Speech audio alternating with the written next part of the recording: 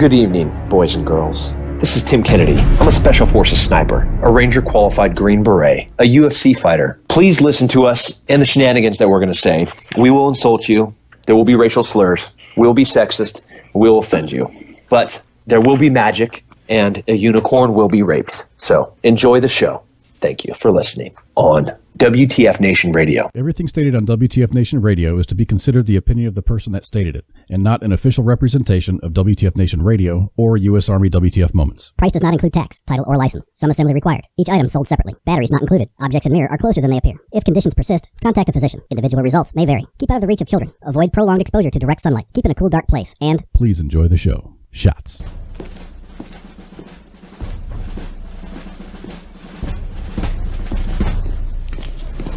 Morning, Sergeant Major. How do you know what kind of goddamn day it is?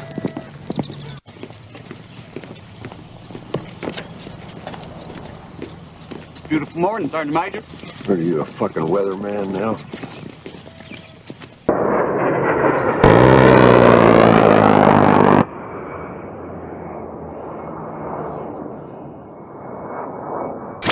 You're listening to Sergeant's Time on WTF Nation Radio.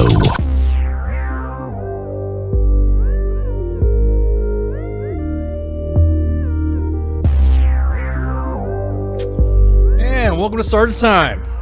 Man, what a fucking week. Has it been a week already? Dudes, man. Weeks are overrated. Fuck, bro. Just one of those fucking times, man. Hey, so, yeah, how y'all doing? This is Ice, Mike Golf, Great Cloud, and Mom's joining us tonight to hang out, do the show. Hey, Mom.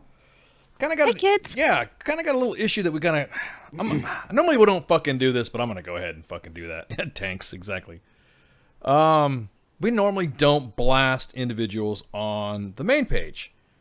However, nobody said anything about the radio.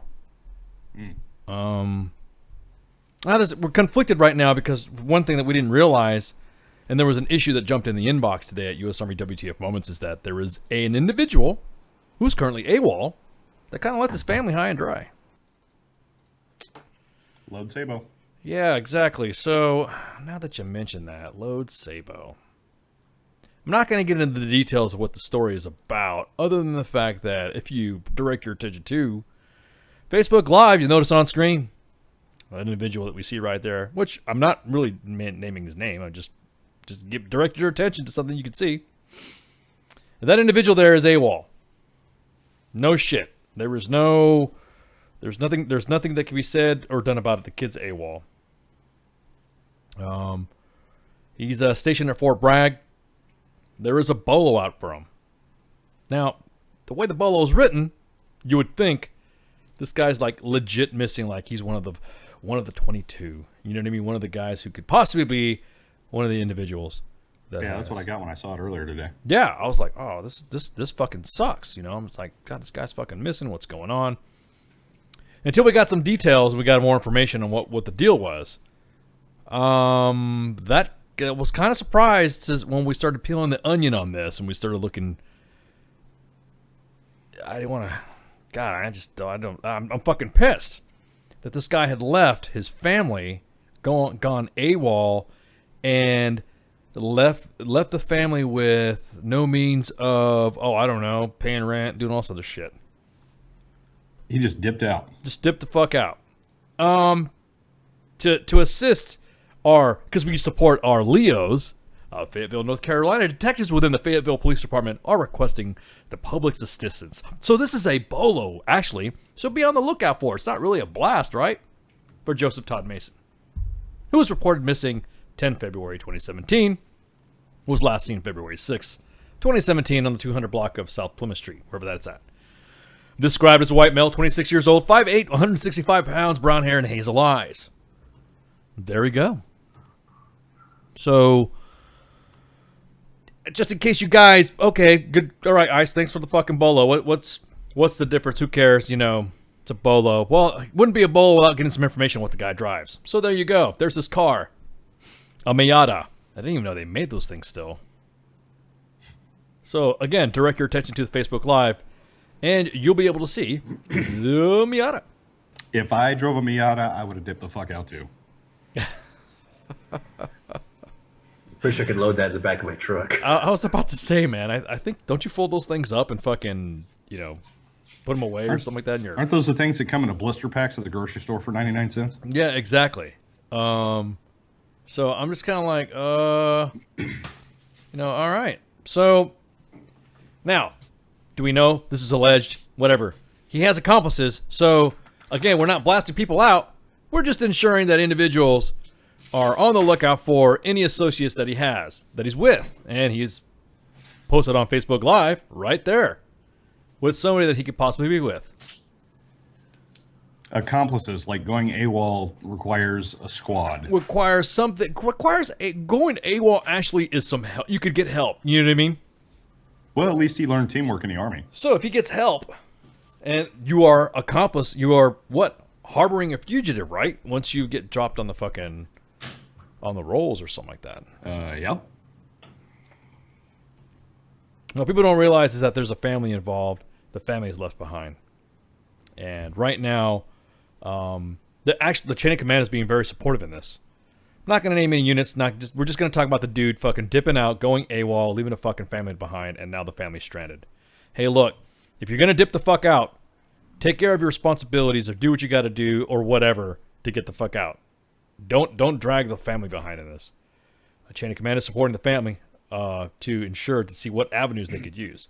However, we at WTF Nation Radio and U.S. Army WTF Moments want to provide you, the WTF Nation, a service in ensuring that we help in the law enforcement search for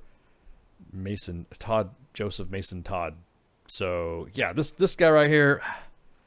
I didn't want to fucking go off on a bad note, but dude, really? I mean, come on. Be a man. Yeah. Fucking own the fuck up. If you ran off with your girlfriend, at least give your wife the courtesy of filing for divorce first and don't just leave her hanging high and dry. Yeah, not to mention the fact that, there's little ones involved. That's what kills me is when you involve the kids. Yeah, that's as bad as dad saying he's going out for a pack of cigarettes and never coming back. Yeah. Almost like a damn Adam Sandler movie, but it's not funny. Well, actually, I was almost about to say Adam Sandler movies aren't funny, but anyways. Shots fired. Yeah, so it's unfortunate. So yeah, this is something that kind of, raised the eyebrows when we got this information in the inbox. Again, played the fuck out, looking like a damn holy crap. This is this looks like a legit bolo. This guy's probably missing, Joseph Todd Mason. And again, finding out what's going on, the guy's AWOL. Chain of command is trying to support the family to make sure that she gets back home, so that way she can continue with their life. So we're tracking this. We're tracking this closely. So if you got any comments, complaints, or whatever about, I thought you guys said that you guys never blast. We're not blasting. We're merely providing the Fayetteville Police Department an avenue of which to disseminate this. Be on the lookout for Joseph Todd Mason, who might be missing, or who is missing, allegedly. We're looking out for a missing battle buddy and a stranded family. Yeah, there you go. That's all it boils down to. Yeah. So, again, if you want to shoot the shit with us, drop some notes inside the WTFNationRadio.com chat room. You can log in at WTFNationRadio.com. You could also go to, or just check out the Facebook live chat on U.S. Army WTF Moments. We are constantly streaming our shows as live as we can. We try to get them live. So yeah, this kind of also opens up to another thing, because as you guys know, the admins of U.S. Army WTF Moments and the staff of WTFNationRadio.com are vets or are currently serving in active duty that have years, huge, bigly years, amount of years of service. So all of us are at least over 20, as the guys that are still doing the active thing. Some of us are getting over that, almost over that even. So our span of experience, it even had our JAG scratching his head. I'm like, what do you do when you're AWOL, or I should say, what happens to the family? What is the disposition of the family when a soldier does go AWOL? everybody knows what happens when a soldier is at a certain time dropped from the rolls, pay is lost, and all this other stuff. But we never talk about. I mean, I can honestly say this is like these are true victims of this whole event. What do they do? What does a family member do in this situation? I don't. I mean, I know the chain of command supporting them. Well, you think the only. No, Sorry, go ahead, Greg Kelly. right? So in a situation like this, right? So the welfare of the family is obviously should be first and foremost. And there's regulation that state that his pay is supposed to be suspended as soon as they cut him off from or declare him AWOL and all those other things to force him around. But there's always that gray area in the regulation. There's always a way for the command to be able to do the right thing legally, morally, and ethically. You would think that the command would step in and make it happen and make it right no matter what. I don't, and I've seen it happen, and I hate to say it, but you would think that not every command is cold-hearted and said, nope, there's nothing we can do for you. Yeah, it's when you kind of think about it, though, too. I mean, if there's an issue where, I mean, the family does have to get expedited, don't you? You can kind of put them in temporary quarters on post a little bit until they get moved. You know what I mean? There is a lot of very funny. I did not fight in Yorktown. No, that was me. Yeah, I was about to say that was Mike Golf. Get it straight. It's Gettysburg. But anyways, yeah, is their family there? I mean, same protocol goes with what happens with the family. The family's got to go, but he left them behind. But there's got to be something there's got to be something in the regulation, like you were saying, Greg Cloud. This. I mean, I don't want to keep saying gray cloud, but there is this, like you said, there's the right thing to do to take care of the family. We're gonna keep tabs on this, and once we find out what's going on, then we're gonna see what we can do. And the worst part about it is this is not a unique situation. It's not the first time it's happened. The only experience I've ever had with something like this was when I was at Fort Hood. And we had a woman call, or the housing office called and said that they weren't getting their BAH payments from this family. Well, we called the wife, and she said, well, I don't know why you're not getting BAH payments. I'd have you talk to my husband, but he's in the field. And they were like, no, he ETS'd 3 months ago. And just left her in family housing and dipped. Yeah, that's what he did. He dipped too. So this is something that I didn't know, like you were saying. It happens a lot. It does. And we had like 3 days to get her out of housing. But where did she go? I mean, what happened to her? I don't know. We had to send a detail over to pack up their house and move them off post. And the unit that I was in,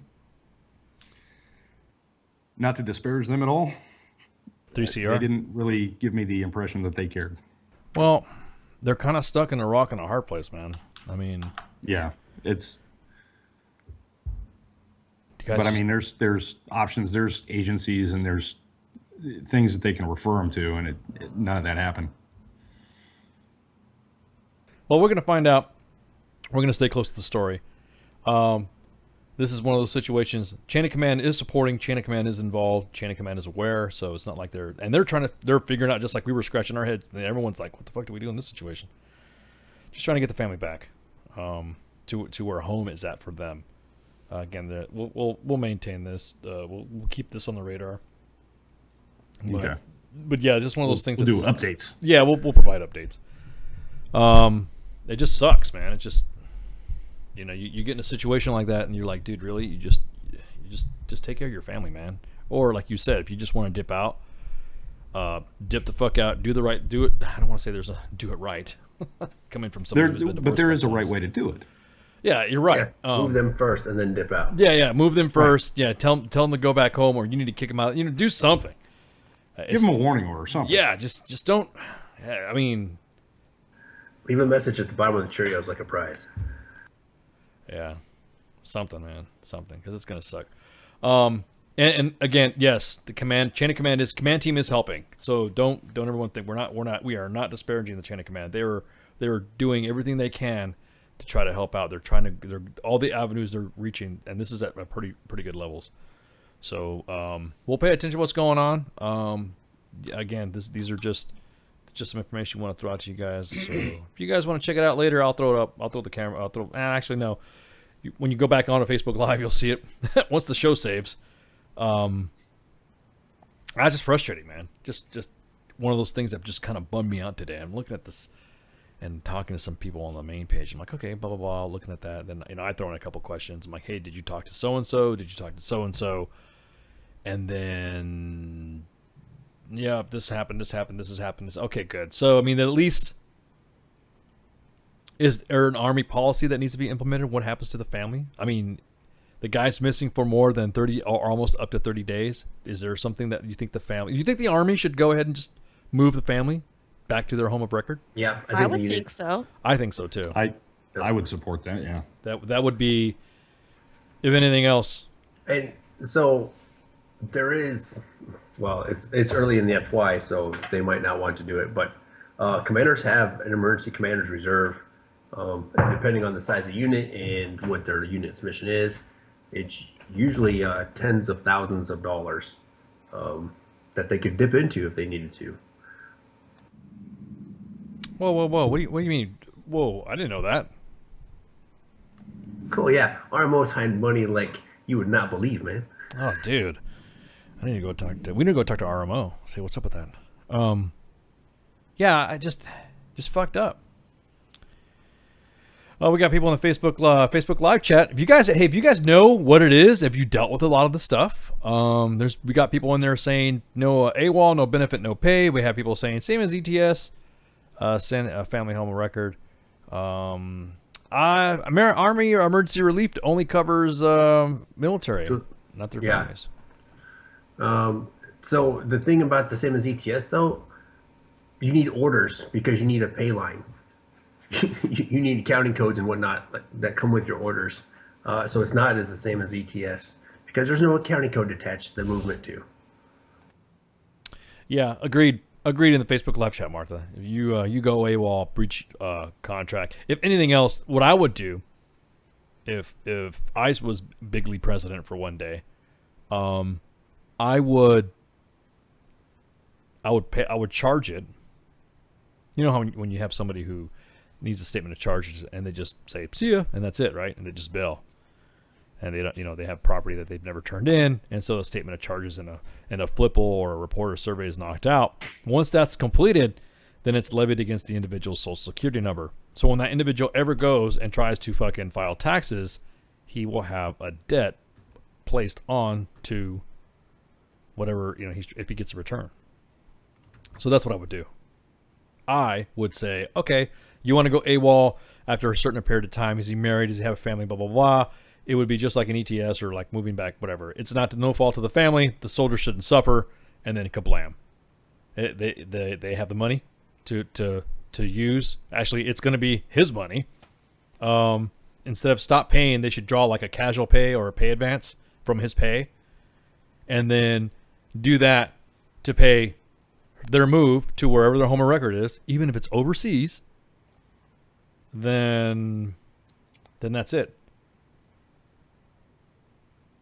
I think that's actually kind of a good thing because, like I said, it happens all the time when soldiers ETS or PCS and they owe equipment through whether it be or they owe money that was overpaid to them still, and they're getting out. Happened to a soldier of mine, and it got charged to them. They didn't have the money in the account, and they didn't have enough for their final pay to reconcile. Yeah. So it went as an indebtedness against them. Yeah, I'll put it back up, guys. Everyone's like, "Cool, can you put it back up?" You guys just tuning in. Thanks for tuning in, WTFNationRadio.com. And also checking out Facebook Live, our broadcast on U.S. Army WTF Moments on the main page. There you go. I'll put them back up on there so you guys can take a look again. There's this Facebook page. And then... How about we eliminate the need for a policy and we all just man and woman the fuck up, do the right thing. Agreed. Well, a lot of it is A lot of again, right now what we're tracking with the family. I mean, the family just wants to get home.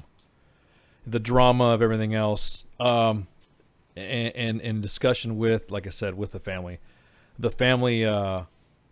just want to move on. They just want to move on, and so again, the chain of command is it wants to help. They want to see what they can do to help out.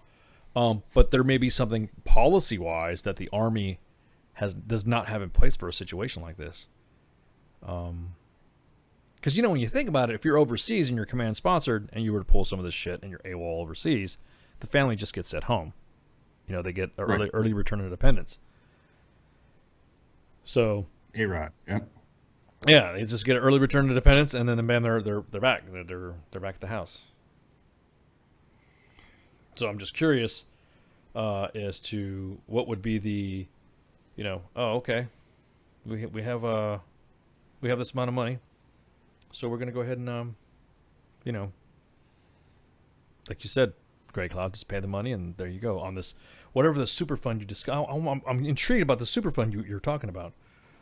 Now, it could be, at all units, it could not be. I know we had commander's emergency money at the last unit I was at.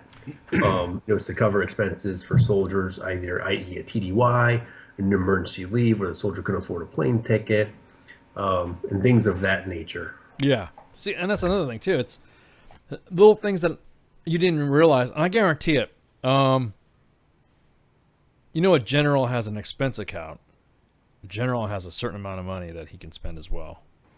Yeah, so is AD camp and so Sergeant Major. Correct. That supports it. Yeah. So I think I'm pretty sure this organization is trying to find out what they can do to get them out, because that's the last thing.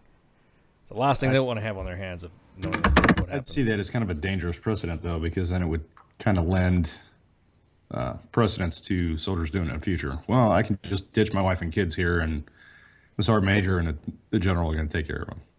Well, no, it wouldn't be the sergeant major and the general taking care of them. Well, it would be the expense account. Yeah. Right, but it'd be the command team working with the RMO. If they are going to use unit money of some kind. But that's the thing. If that option is there, it just, even the guys that are kind of on the fence about leaving and not saying anything, they would kind of push them in that direction. I hope this isn't a fucking trend. What do you mean? Well, what Mike's saying. You don't want this to be a gag against us. What do you mean a gag against us? No, what I'm saying is go ahead. What I'm saying is it gives an incentive for guys to continue to do it or do it again, or guys in the future to do it. I'm sorry. Yeah, I see what you're saying. But if they pay it, if the command makes it happen, or if it happens, hopefully it doesn't get out how it happened. That it's just that it happened and she's taken care of and home. Bingo. Jesus Christ, dude, we can't even keep conversations with Russian secret. No, but the fuck makes you think we're gonna? Why'd keep you go there, man? Secret? Why'd you go there? No, what I'm talking about is the fact that the extenuating circumstance would be the AWOL situation. You know what I mean? This would only apply for soldiers that are AWOL. You know what I mean? And yeah. So yes, that are caught and returned. Oh, there was got Randy in the Facebook live chat. National Bolo issued earlier today. It's a live interactive broadcast from Fort Bragg. Oh, okay. All right. Well, there you go. So yes, everyone's tracking it. Thank you. Yeah, it's kind of set me off just about the whole situation, how it went about. Man, dude, just if you're gonna run off and up and break and take off, then take off. You know what I mean? Don't fucking just go completely AWOL and then that's it. You know, boy, how bad do you have to fuck up to go AWOL and then have a national manhunt for your ass? We don't know, but this is all, be on the lookout for it. This is only on the lookout. Nobody said anything about a manhunt. Well, it's quickly turning into a manhunt because we're all looking for him now. That's right. Bingo. If he's on a national, that's right, Allie. That's because he's an NCIC. What does NCIC mean? National. Isn't that the records? Naval Criminal Investigation Service? No, NCIC, not NCIS. Oh, National Criminal Instant Check. Yeah, instant check. Exactly. There you go. Thank you. That's what I had to do to get a gun. Yeah. Well, I mean, Yeah, that's basically that's the main purpose of it. Yeah, that it's used for is a federal background check for firearms purchases. No, Megan, we normally do not post stuff like this at all. This is just an extenuating circumstance that kind of brought to our attention. Not the fact that this individual is missing a bolo or AWOL, whatever. It's the fact that the Army does not have something in place for a family of a soldier that is AWOL and not return that family to their home of record. That's what it is. So, yeah, like Ali said, he's put in NCIC, and then if he gets a National Crime Information Center, thank you for the acronym there, and he gets pulled over, he wants to buy a gun or something like that, then exactly. There you go, Martha. AWOL is a breach of contract. Exactly. So let's give this guy a no pay due. Freaking give the family his advance money, so that way after he gets arrested and then he tries to fucking pay taxes and he tries to get a return, and it ain't gonna happen. So it's just, like I said, man, it's fucking frustrating, bro. It's just looking at this shit.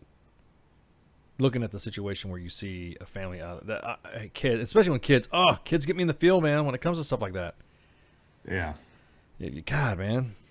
Take care of your family. Yeah, take care of your family. I mean, hey, look, you want to move the family, move them back home or whatever, and then go get cruised to get your piece of ass, and that's fine. But if you want to go ahead and be whatever, yes, the chain of command is supporting. Yes. Chain of command is supporting. So, again, this is one of those things where we don't know. Kind of scratch our heads at where is it? Does it say that a family? What happens to the family of an AWOL soldier? We actually, some of the things we never actually encounter that much. Now watch. Now some 05 or 06 is going to get a couple OER bullets because they're going to write a regulation or a change 1 or a change 4. Thanks, ICE. Thanks. There you go, man. Yep, that's right. Make OARs great again. So that's our sergeant's time topic tonight is the leadership challenge that is an AWOL soldier that has abandoned his family. Yeah.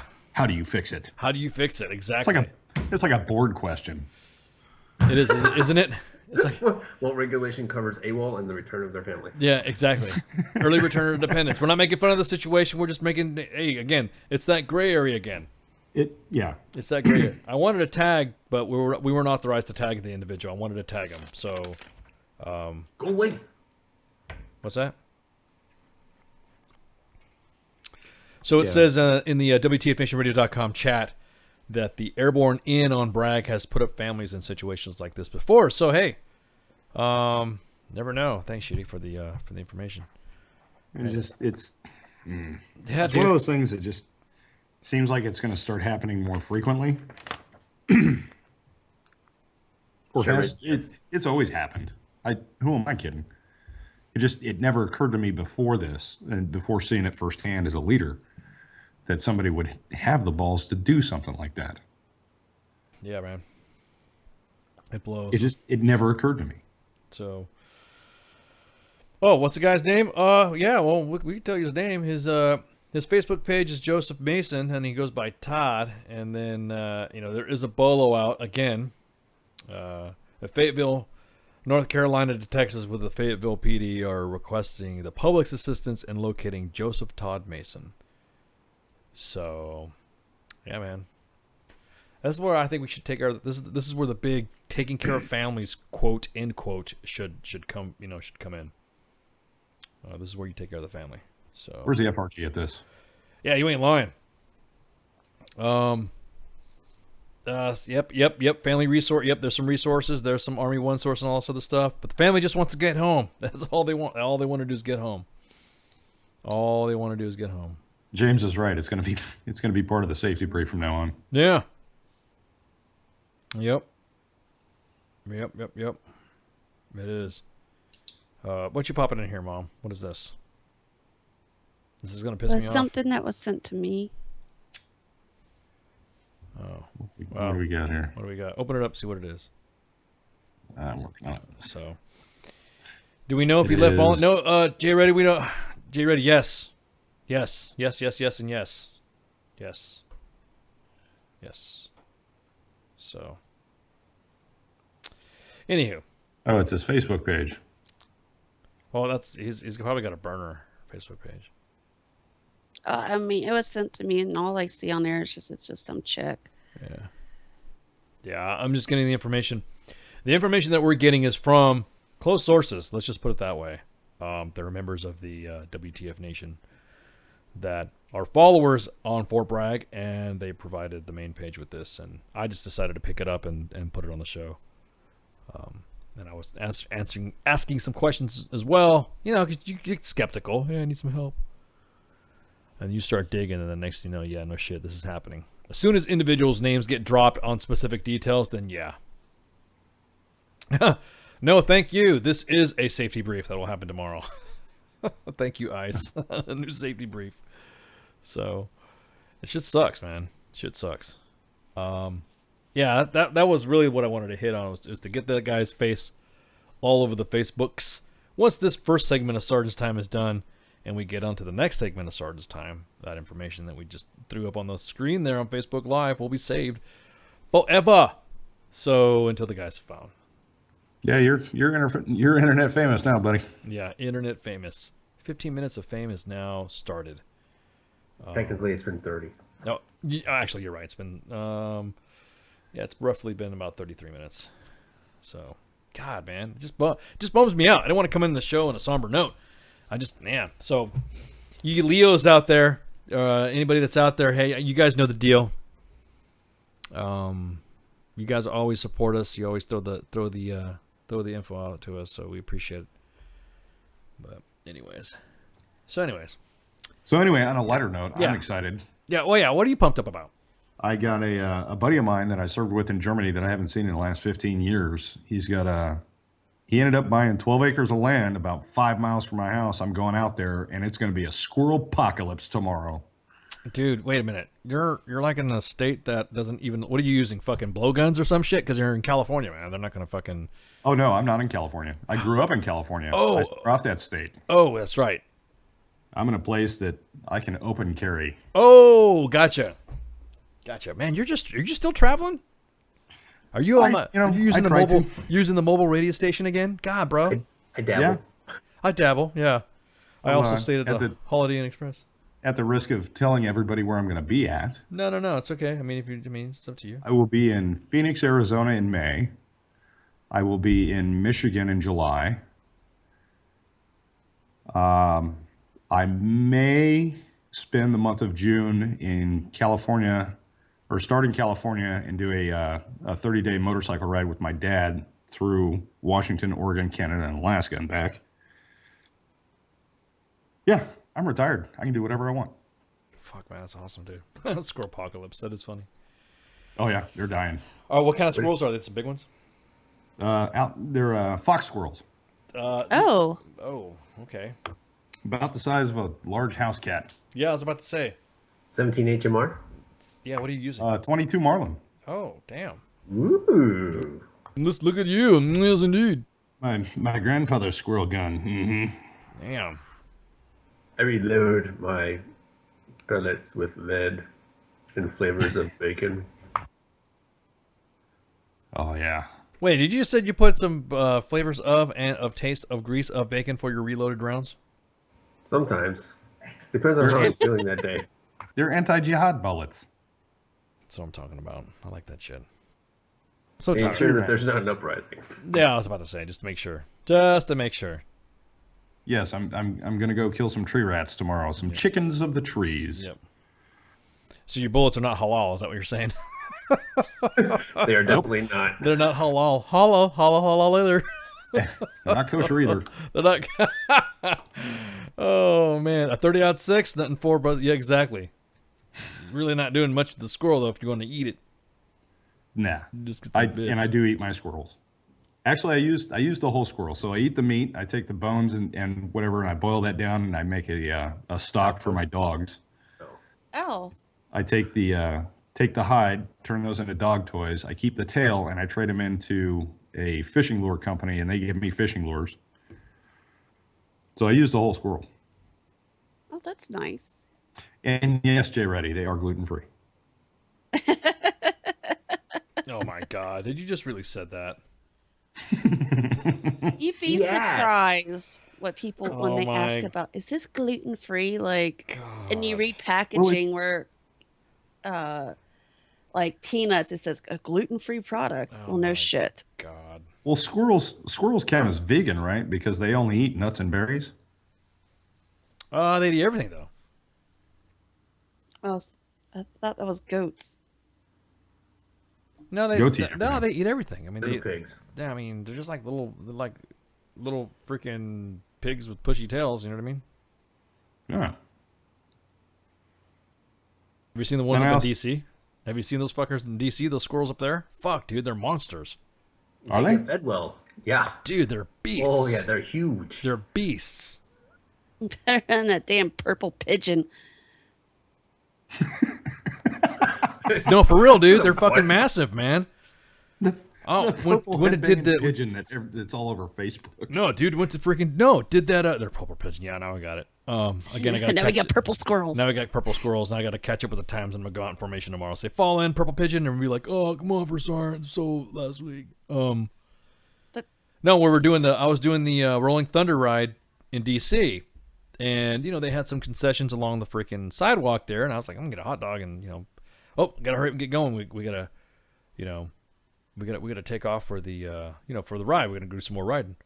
We were gonna go somewhere along the Arlington National Cemetery and all that. But before we're gonna do that, we're gonna grab a bite to eat. Hydrate, get some water because it was warm that year.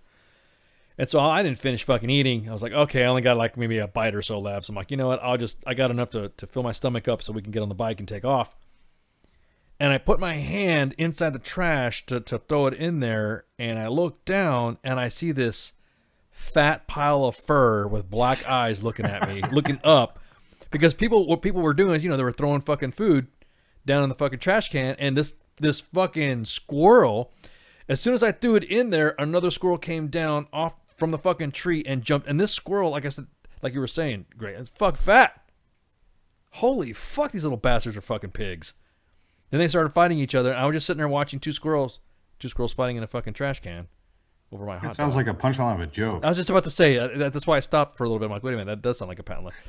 So it's like ice watching a fucking two squirrels fighting in a fucking trash can over a hot dog. In an undisclosed overseas location where I was, there were crows, and they congregated on the golf course everywhere. And these crows were ginormous.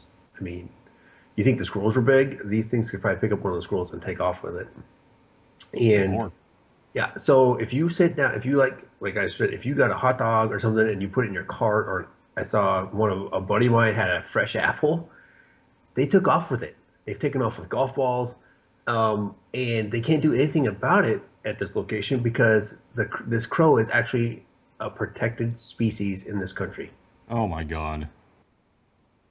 And they are everywhere. There's no limit, no season here. Smartphones weren't invented at the time where this event happened. There, Ali, on Facebook. See, my mom, she would run over squirrels with her school bus, and she says awesome. they pop when. Oh my God. I know it's really morbid, but like I'm from Kentucky. She drove, for a Kentucky school district, so there's lots of hills and cliffs and stuff, so it's either run over the squirrel or go off the road on a cliff. Yeah. So she's kind of, I wouldn't say got it down to a science, but she's like, yep, they pop when you run them over. In my defense, deer season ended and I didn't get one this year, so I got to make up for it by eradicating the squirrel population in the neighborhood. Everybody makes fun of me for eating squirrel, but there ain't nothing wrong with it. There ain't nothing wrong with squirrel. Squirrel's good. Hold on, Mom. Did you just have some twang in there? Yeah, I was just about to say. Sorry. As soon as you start talking about something that people from the South would eat, immediately I just heard the fucking twang come out. Ain't that right, Dad? Squirrels and dumpling is good. Dumpling good. You'll get some succotash with that. Make sure you serve it with some grits. Yeah, exactly. Christopher, the Facebook Live with the 30-06, you ain't gonna eat much again. Yeah, you're gonna have nothing but splatter. Yeah, it's gonna be splatter. You ain't got a big shot out of the meat either. But it would look awesome. Yeah, it would. Yeah, so yeah, I was just tripping out that fact that these squirrels were freaking huge, and I'm like, dude. So you're gonna go commit, the squirrel cost, and then The squirrel apocalypse. The squirrel apocalypse. Yes. And then that's awesome, dude. You're doing all this traveling, man. I mean, you've been mobiling on the radio pretty good. I mean, you went to Comfort Farms. You went to do all this other stuff. I mean, you got. Yep. I went and talked to John Jackson at Comfort about to say. Farms. I attended General Moore's funeral last week. Yes, we're going to provide some imagery and stuff like that too. Anyways, about that event. That was good shit that you made it. That was awesome. Because I know, weren't you in the Gary Owen unit as well? No, I was. Or wasn't he when I was at Fort Hood, I was on the other side of Clear Creek. Okay. I was not in 1-7. Yeah. Oh, yeah. Okay. Gotcha.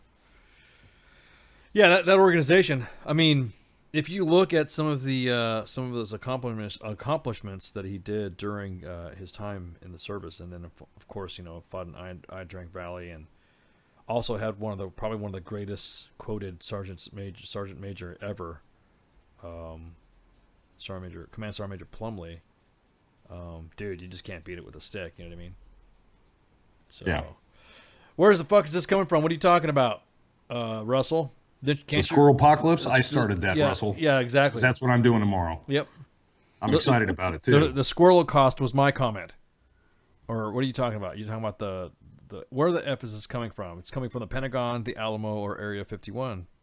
Or in Mike Golf's case, it's everywhere. That dude's running around with a mobile radio station on his back, just fucking. I'm in a van down by the river. Exactly. Jesus. Again, the Pentagon, the Alamo, or Area 51, bro. What you want? What more you want, bro? Why are you trying to CI us, bro? Catch me outside. How about that? I just pictured Mike Golf, sending us smoke signals with down by the river. Your van's like all beat up, white, off-colored and shit with a railroad tied for a bumper or some shit like that. It says I have candy on the side. Yeah. See, the funny part is Jose told you his van got wrecked. It did. It got fucked up. There were some pictures. No, it got stolen. What? Oh, he didn't say that. It's my van now. I wanted one. You want? Good play on the joke there. Good play on the word. No, his last thing when he was over at freaking Fort Lee and he was trying to escape the MPs and he fucking tore his axle off, the front axle off of his fucking little green van, getting chased by the damn MPs, and then he fucking got smashed up, and then he fucking tried running. So yeah, dude, it's one of those things. Fucking. So now he said he apparently our WTF HQ, the center of fuckery excellence, is now gonna reimburse him for a new van. So he's gonna be rolling out in a van. Hopefully he gets a new van. I told him his old fucking shit. That's a pretty sweet van, though. Yeah, it was all right. It was a classic. How much torch can a van have? You have no idea. This van was the mother of all vans. This was a badass baller van. Badass baller van. It had nothing. The A-Team van had nothing on Jose's van. It was the most. It was huge. Huge. It was bigly. And WTF Nation will pay for it. WTF Nation, yeah. U.S. Army Oh, you want a picture of it? Okay. All right, hang on. Let me fucking pull this up. We're going to throw up a picture of the GI Jose mobile? Yes, yeah. Throw up a picture of Jose's van. There you go. So you go on WTF Nation, U.S. Army WTF Moments main page, and you go on to the Facebook Live feed, and you'll see Jose rocking and rolling his little GI Jose van. So that's the one that got trashed. That's the one that got crashed. So we'll see what happens. We'll see what the HQ comes up with.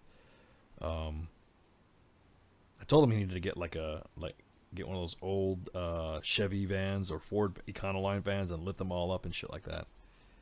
So he's been getting busted a lot. Yeah. So what were we talking about aside from Rolling Thunder? The fat squirrels, the fat ass squirrels. Fat ass squirrels. Let's go down the checklist of the squirrel cost. Weaponized autism. What? I'm sorry. Was that not on the list tonight? That was weaponized autists. We're not on the. Yeah. Did you guys see The Walking Dead? Nope. Is it still playing? Is The Walking Dead still going on? You know, I used to watch it religiously, and I just haven't had a whole lot of time to watch TV. Okay, I'm not gonna ruin it then. I know there's we usually. Oh, go ahead. No, Shit. we usually go a couple weeks. We got a 2-week rule here. I know every time a Star Wars movie comes out, we have a rule on U.S. Army WTF moments. There'll be no spoilers. And Yeah, don't spoil that for me. Yeah. Mm-mm. So. But anyways. Yes, check that off because we don't have to go back there. Exactly. No, please. I have been on. Yes. Gotcha. We won't talking about it. Ali F from on Facebook live chat. We will not talk about No Walking Dead. Okay, God, stop. I will not talk about The Walking Dead. Getting attacked in the Facebook live freaking chat right there. Yeah, don't even bring it up now. Damn. And Star Wars now. Shit. Yeah, don't even bring that up. So What, Star Wars? What? Yeah. How about that? Congratulations. I know. JT in the WTFNationRadio.com chat.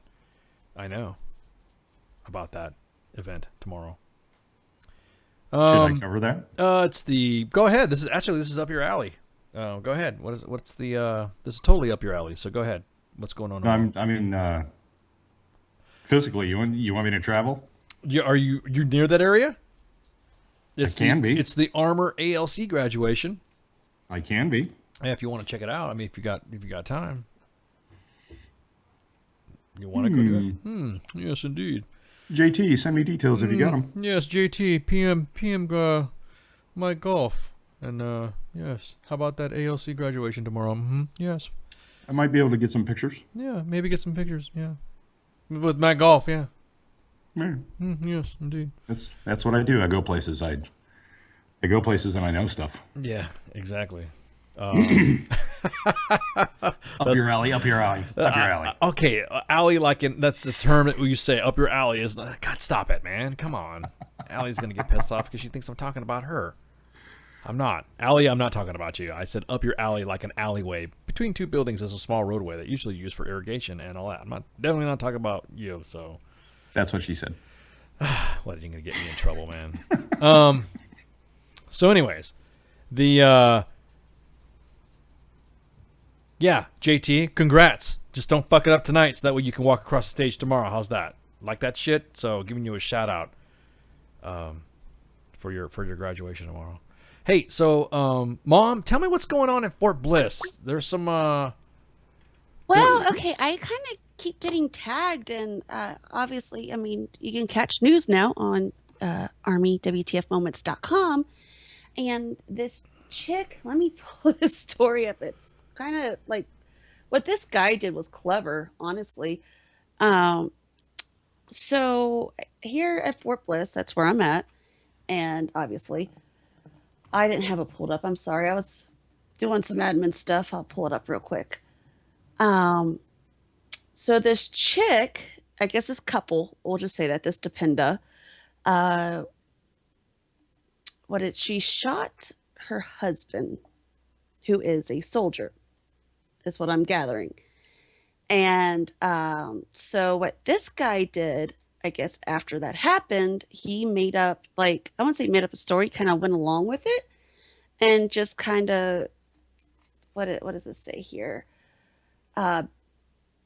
I would rather have you, she said that I'd rather have you dead than divorced. And then I guess he kind of just, I don't know how to put it. You're not putting it very good. Tell me what happened. No, I'm not. She shot him. Sorry, I'm being distracted by everybody messaging me. And then I guess he convinced her that I guess they still wanted to be together. Or I don't know, or convinced her somehow to take him to the hospital. Huh? Sorry, I suck at storytelling. Oh my God, that was probably the Mom. I know. Oh God, you were dying to talk about this stuff right now. I know. If I can't have you, nobody can. Bam. Exactly. WTF Nation Radio. WTF Nation Radio. You're on the air. Yeah. Hello. Yeah. Hello. Yeah. Who's this? Who's this? Oh, another. Bam. You're gone. What the hell? I don't know. Somebody's. We're getting the trolls again. Whoop, whoop, whoop. Yeah. So, anyways, trolls. Oh Oh my God. Oh, we got a guest here. It's early. Oh, look at this, Rebecca. So anyway, shh, quiet, Rebecca. Don't say nothing. Don't say nothing. Shh, quiet. Anyways, so Fort All Bliss. right, let me pull the story back. No, I'll pull the story up because I mean, Okay. that Should way. I call back? No, when you hear music, you can go ahead and give us a call back if you want, or you can just hang out here for a minute. That's cool. Okay, I was just testing because I have 2 monitors, trying to fix my camera. So Oh, gotcha. No problem. All right. Don't worry about the camera because of my identity. I won't be able to blast my identity type stuff. They'll hear you, but they won't see you. Does that make sense? I can see you, but I won't be able to blast my stuff. see if I can fix this. Hold on. So, anyways, a Fort Bliss woman allegedly shot her husband because she would rather have him dead than divorced. Arlie Bridget Ruiz took her husband, Luis Manuel Beltran, to William Beaumont Army Medical Center January 16th and told the medical staff that Beltran had shot himself in their home. Beltran underwent surgery at the medical center and then was placed in intensive care. The U.S. Army CIC, the CID guys is what they're calling them now, the CIC or whatever, were then notified that the shooting had occurred on post and began investigating the situation. The complaint states, agents seized a Glock 9mm handgun from the home and found 1 shell casing. That showed blood on the bathroom floor. Inside the bathtub, Beltran regained consciousness and told medical staff that he did not want to shoot himself. He did not shoot himself. That is, Ruiz, his wife, is the one who shot him with the handgun. The complaint states. So the medical staff then notified Fort Bliss Military Police and CID and then turned the case over to the FBI because any crime that's committed by a civilian on post is handled by the FBI. Beltran told the FBI agents he was just sitting at the edge of the bathtub cleaning his sandals. Then he heard a bang and felt pain, and then he noticed he had been shot and fell into the bathtub. He then crawled out of the bathtub and saw Ruiz standing over him in the hallway and pointing a gun at him. He began to crawl toward Ruiz and begged her not to shoot him again, and then she ordered him to get back in the bathtub and told him, "I would rather have you dead than divorced." And then he said, "No, we don't want a divorce. We could change." See, that's where I was getting to. We could change, baby. I love you. The only other option was for him to go AWOL and just leave her there. There you go. Oh man, I'm just like so. Exactly, Christopher, the Facebook Live. Never clean your sandals when they are loaded. Oh, not very good at CQB. That's okay. Yeah. So hey, that's funny shit. So that's what happens. I guess she didn't want him to leave. And exactly. I guess I'm not going to make a Glock joke, but he'd been shot with a 1911. He probably would have died, but since he got shot with a Glock, he didn't. So, thank God it wasn't a high point. Yeah, exactly. Or plus P. Well, that could have killed her by blowing up in her hand. Oh, kazinga, kazinga, kazinga. Oh man. I love my throwaway $100 pistols. Yeah, exactly. Dang, that doesn't work anymore. Yeah, exactly. No brass, no sandals, Joe Sargent. Good one, Chris. Stolen. Thank you, Chris, for saying that one. Oh, that's fucking hilarious. Exactly. So, now she's facing 1 count of assault with intent to murder, assault resulting in a serious bodily injury, and violent crime with drug or machine gun or weapon, and is currently being held without bond. Holy crap. D-Mac said he'd rather say he got raped by Tony Romo. Tony Romo, if he can rape. Rather than own a high point. He could, dear God, yeah. Exactly. You mean it's not going to be done right? Is that what you're saying? So, are they going to marriage counseling? Are they still getting divorced? Could you imagine the family advocacy fucking? Because family advocacy always wants to put you back together with your spouse if you have any issues. Of course. And so. No, I just kept getting tagged in that story today, like. Yeah, because it was sent to me like privately in messages. Yeah. And then my dad, he exactly. tagged me in it, and I was like, Dad, John, or the hubby's still alive. Because Fort Bliss. That's why. Yeah, I know. But I just thought it was kind of funny. I just kept getting tagged. Say it isn't so. You get tagged? So if your wife shoots you and you don't die, do you get divorced or a Purple Heart? Depends if she's Al Qaeda. Or both. What if I she's would say Al-Qaeda? both. Get her to scream the famous phrase as she does it, then you can get her Purple Heart. Yep. Aloes in the There you snack go. bar. Gunshot residue test on the wife and spouse. Huh? I think that is. Oh, I see what you're saying. On the wife, on the man and woman. You kind of confused me there, Martha. I was like, huh? What the hell? So, Do you want to get back with your spouse? Do I want to do what? She shot me. What do you think? Oh man, Ice, are you gonna have any issues with your? You got some family advocacy stuff you're going up? Nah, it's okay. I just gotta recover from this fucking gunshot wound that I got in the back. Exactly. Don't clean your sandals without your weapon, or make sure your sandals are pointed up and down range when you're cleaning them. You can see that whole counseling session going down. Oh my god, I could just a weapon, one round, the counselor, him and her. Yeah, exactly. Who comes out of there? And he's wearing sandals. Oh man, yep, exactly. It was mom's freaking. Everyone. Actually, when I saw that, Mom, I'm gonna have to say, it sounded like it did sound kind of like I was fishy. We were all worried. I was kind of like wondering, you know what? There's some issues going on here. He stepped on my wet floor. That's what happened. Yeah, I'm just like, I don't. She hadn't been arrested yet because the floor is still wet. Okay, with the sandals thing, now all I can think about is the reporter who threw his shoes at George Bush during that press conference. Oh my God. Exactly. Sandal. Yeah. Exactly. Oh man, we're gonna go ahead and take a break right quick. Talking about some crazy ass fucking, so I can shut Facebook Live off, so I can play all the music that I want to download that I don't for these unfucking grateful Hollywood people. I shouldn't say that if we're gonna have some Hollywood people on there. God dang it! I just totally blew it, man. Load Sandal on the way. Yeah. Oh, what kind of round you want to put in there, Short? Yeah, go ahead and give me a double sandal HE, please. Fire sandal. You want to? What kind of? Just make sure the cheese charges are on the fucking toe thong, okay? Mortar joke, guys. Mortar joke. I slice to play with mortars too. So, anywho, yeah. So we're gonna go ahead and get ready for our break. Top of the hour break. Not bottom. No, I'm not gonna take another break after this. We're gonna sit here and talk to Jonathan Chia and Rebecca Murga. Oh, we're not going to take another break after this. Hollywood types that are going to give us an example. Jonathan Chia. Oh, wow. I hate that freaking surreal ass. They're going to give us a rundown of what happened from the last time they came on the show and talk to Red Leg. I think was it the Monday edition or was it Friday Night Fuckery? It was the Monday edition. That's They right. actually came on like right after the inauguration. That's so right, they they did. kind of gave us That's right, they did. a showdown of what went on, and they're going to give us some more. Exactly. All right, so everyone stay tuned and sandal shots.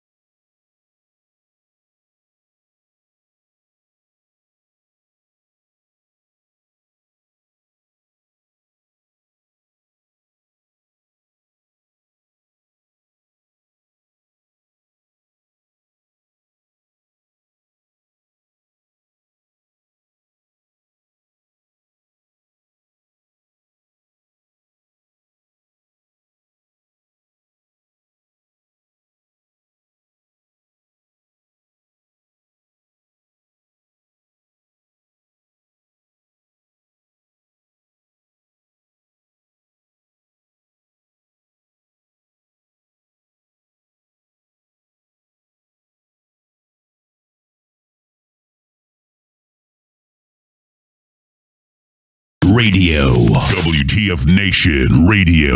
Oh, hey there. Mike Golf here. Do you suffer from erectile dysfunction, constipation, or polycystic ovarian syndrome? If you're like me, and thousands of others, you don't. But what I do have is a prescription for years of suffering from the big green weenie. Take a healthy dose of caffeine, alcohol, and hate, and wash it all down with Sergeant's Time every Thursday at 8 Eastern on WTF Nation Radio and U.S. Army WTF Moments. Join ICE, Grey Cloud, Doc Madness, and myself, Mike Golf, as we discuss the important issues of the week. The NCO Corps will never be the same. The bitches, they love visuals. The voice of U.S. Army WTF Moments. This is WTF Nation Radio. And welcome back to Sergeant's Time. Today we have our special guests, Jonathan Chia, who's a return guest, and Rebecca Murga. What's going on, guys? Hey, how are you? I was like, oh my god, I didn't hear nothing. I hope I freaking didn't hang up on him. Crap. So, you guys here to give us an update on what your latest project is going on, right? Please, we are like excited. What's up? Yeah, it's great, Jonathan. If you want me to start it off, and I'll have you take it over. But basically, we're working on a project.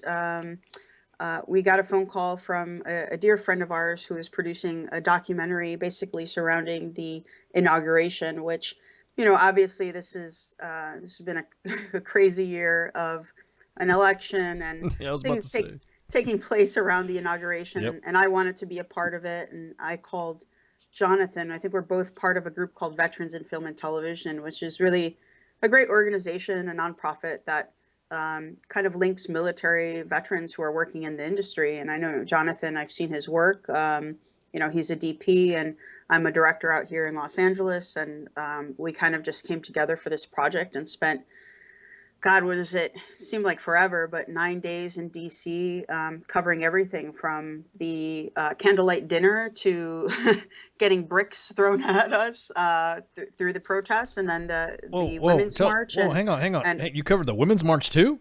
We covered everything. And I think part of it was because there was so much going on that we really wanted to look at everything that, I think for me, just as a filmmaker, the question that we're looking to answer is why is everyone so angry, and what's going on behind it? It's not your typical inauguration. I mean, obviously, we're looking at the events behind the inauguration. Having served in the military, I have great respect for the commander in chief and for our government, who obviously is civilians who are in charge of the military. And so there was, this awe of what was taking place as far as the events and covering the candlelight dinner and all these wonderful events. But obviously underneath it, this is not your typical election. And I think the question we were really looking to answer is not only covering the inauguration, but why it's so contentious and different things surrounding it. So we interviewed a bunch of different people from various backgrounds, people who were working for the inauguration, people for the inauguration committee, people who were, in the streets, and why people were protesting, and so we have stories. I know poor Jonathan got hit with tear gas at one point because it was this weird. I think it was the day before the inauguration. We were in the streets. Or maybe it was the inauguration day, and we're walking along, and there were protests or peaceful protests, and we get to a point where we see police in riot gear, and we see people throwing bricks, and we just started shooting. And I think instinctively, as a photographer and public affairs officer in the military, having served in Iraq and Afghanistan and in South America and some places, I think instinctively we just wanted to tell that story and figure out what people were doing and talk to people. And so, Jonathan got in there and, was shooting, and, I'm kind of trying to cover his back to make sure that, because we're in the middle of everything, and there were anarchists there who were throwing bricks at the police, and police who were, maintaining their calm and their cool and being professional, but they have to control this this mess. And so it was, flashbangs and tear gas, and poor Jonathan's camera got hit. And I'm sure he'll tell his portion of that story. But we really just want to get to the meat of what people were doing there. And I think actually we ran into Michael Moore coming out of the candlelight dinner, and he said it best. Michael Moore, for better or worse, has his own opinions on things, and I come from a place where, listen, I served in the military, and I have been to memorial services of men and women who were liberals and who were progressives and who were conservatives, but who all earned the right to speak their minds. And so I have a love of just trying to get to why people think the way they do. And Michael Moore said it best. He said, I have friends who are liberal and conservative. He's like, my concern is this. He's like, everyone is so in their opinions that there's no talking, there's no communication, and there doesn't seem. He's like, how do you solve this problem? How do you solve the problem of people not wanting to listen to each other? And it was just, I tell you what, it was eye-opening. It was an amazing experience, and grateful to Karen Kraft, who's the producer on this project, who's been shepherding it from its inception, through the various phases of production, who's now digging through the ton of footage to really find the meat and potatoes of what that whole experience was about for us. Oh, I couldn't be the guy ingesting all that material just to sit down and look at all that stuff, hours upon hours upon hours. Yeah, I think poor Jeff, who's our editor, is like, because it's literally, it was 8 days of shooting. It was, 12, 14-hour days. We were running 3 cameras a piece, and with minimal crew, and I give Jonathan and Eric, who were just amazing, and who showed up just willing to play. Sometimes you take a job and you're like, you just got to be willing to play and take, take every day for what it is. And they were troopers, and every day we were there and just captured as much as we can. And our poor editor right now is trying to kind of make sense of the jigsaw puzzle of footage right now. But it's great when I always say that it's great when you have your biggest problem is you have so much footage. Oh, not to mention the fact that you better be feeding them some freaking smokes while you're at it too. Smokes and coffee. Yep. And everything else. Exactly. Now, Jonathan, are you involved in this editing too, or are you just sitting there laughing and pointing at the guy while he's sitting there ingesting all this stuff? No. I get the call when we run into a road bump, and we sort of have to problem solve and make sense of something. So I'm on standby, as well as Rebecca is in there. And Karen's sitting with the editor, daily. So, I'm pretty close to it. Now you got hit, or your camera got hit. So I mean, you literally they kind of like, whoa, kind of get you jolted up a little bit when your camera. What do you shoot with, anyways? Do you shoot with a 5D or red or what? I just had a DSLR out there with me because obviously all chaos was breaking loose when we tucked the really expensive cameras away. Yeah, exactly. But we were just on the side. It was a bunch of media people of the press, actually. It was all the media to the right, and the police. Literally people were lobbing bricks up in the air, and every time they would do that, they would put their shields up, then they would come back, and that whole line would press forward. But when the guy shot the pepper spray, he basically started all the way from left to right, instead of just sort of firing it straight at the crowd. And basically probably our whole crew got it. I got all over the camera, got all over the side of my face, and it's not the weak pepper spray, it's the stuff they spray, the orange stuff they spray you in the eyes with. That sticks on your skin, and it's supposed to be in there, you know what I mean? Yeah. So the more you mess with it, the worse it gets. So tell me about the Michael Moore stuff. What was your take on that when you saw him in the freaking street and you're like, oh my God, that's him. That's Michael Moore. Did it kind of get you a little bit of, where's he going to come off from? How did you approach him on this stuff? All of our crew were sort of on 100, as I like to say it at the time. Yeah. And so, we just got invited to the candlelight dinner, one of the most, important dinners, that America has since Thomas Jefferson. Only 10,000 people have been invited to it. And we were just sort of taken back by everything and just sort of basking in the moment for a little bit. We closed the place out. We were probably the last people in there. Then when we left, we're sort of, waiting on our Uber in this maze of chaos, and we walked to the corner, and who's standing there? Michael Moore standing there on the corner, sort of. It's so funny, but, he was sort of waiting for us. He was wearing a Trump hat, and I went to go get the Uber. I'm standing. I'm like, what the hell is taking these guys so long? And so I go back, and I was like, oh, okay, we can hang out here for a little bit. I saw that. Did he look at you guys like part of the team of Team T Drizzy, or did he freaking like say, hey, what are you guys doing? Did he like, was he inquisitive? Want to know what you guys were doing there, or? Absolutely. I mean, when we told him what we were doing, we're both, filmmakers and documentarians, so we can connect very fast about what we're doing. We were no bullshitting around of, what we were there to do. And so we instantly connected. And, he, like I said in the first interview, he wasn't very Fahrenheit 9/11 or Bowling for Columbine. It was more like sitting back, like, how do we fix this problem? How do we unite people? And we both.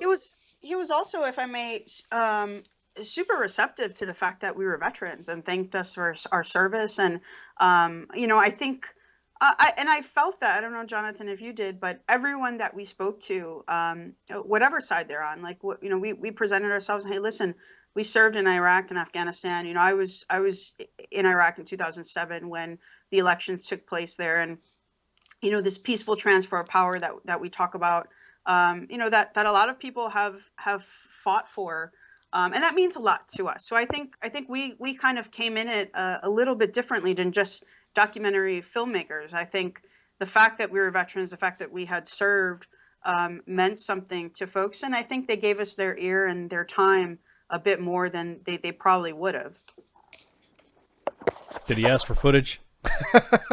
Did he ask you, say, hey, you what do you got? Were you guys comparing notes or something like that? Because I know, he was kind of cool. He had his Trump hat on, and he was like, it felt like he was selling hats on the side of the road. Like, it was just a random, it wasn't like this, he was like standing there preaching. It was like he was speaking Russian with his Trump hat on. And it was just, I think for me, he's probably one of, in Hollywood, and again, Hollywood can be a very, different world, but is a very respected documentarian filmmaker. However you feel about his filmmaking or where he comes from, his films make money. And so to see him there sitting with this Trump hat on the side of the road, it was just kind of, it's like walking into a club and seeing, your teacher and your instructor in a place that they're not supposed to be in. And it was just a very odd feeling. Yeah, you're like the old guy in a freaking techno club. You're like, really, dude? He was the old guy that couldn't get in the club, so he's selling merchandise out front. Yeah, exactly. That's what it felt like. He's like, man, I tried to get in. I said, of course not going to let your ass in there. So, when you guys were jabbing at him and stuff like that, once you guys warmed up to him, did it really freaking... I don't want to say... You're right. He is pretty provocative. Provocative enough to where I can't stand him. I'll be honest with you. But, to where... Did it kind of like get in the back of your head like, oh my God, this guy's actually freaking... It seems like he's a cool dude. Did it kind of throw you back off? Did it kind of disarm you a little bit? I definitely expected a very different type of personality, and he was the fact that he was like, thank you guys for your service, that to me was interesting in and of itself. But when he was really digging into answering the question why, listen, for better or worse, Michael Moore, called everything. He said, Trump is going to get elected. And because he's from, listen, I'm a Puerto Rican kid, who has spent a lot of time in Pennsylvania, and places like Pennsylvania and Michigan, are very different from places like Hollywood. And so, it was just interesting to hear him very calmly. It wasn't, for me, it wasn't when I walked in on conversation. It was very kind of matter of fact, and like, where do you go from here? And we were telling him like kind of, what was our plan as far as this documentary, and really trying to dig into what's going on. And he's like, you should really ask those questions. And it was great. And, Karen, what I loved about our team, Karen Kraft, who is the producer, Jonathan, we all came with different perspectives and different points of view, but I think our commonality of having served really affected the interviews that we had. People were, I think their guards were down, and I felt definitely a respect with everyone that we spoke to over there. Now half of the footage that you've gotten so far up to this point, I know I've done a little chem work here and there, kind of like stuff like that, and I know doing a live. I guess would you consider the inauguration like a live event like the Super Bowl, right? I mean, doesn't it? About how long does it normally take a live event like that to compile and get together to be able to do it, to put on a product, to do either something that you'd put on a website or something that you would put on in a movie? The Macy's Day Parade takes a year. Okay. Wow. So you guys are you talking about the live events or the actual filmmaking? The actual, like, from what you've shot, typically when you guys are, I mean, you guys said this is the first time you've done this, right? This is the first ever, I guess you would say, live event election documentary, in real time, almost like 24, I guess you would say. Is this take normally a period of time from beginning to end till shoot to ingestion and then editing and then distribution? How long does it normally something like that take, as opposed to, I don't know, a freaking a normal work that you do off to the side, aside from this one? Am I making sense, or am I not making sense? Yeah, no, it makes sense.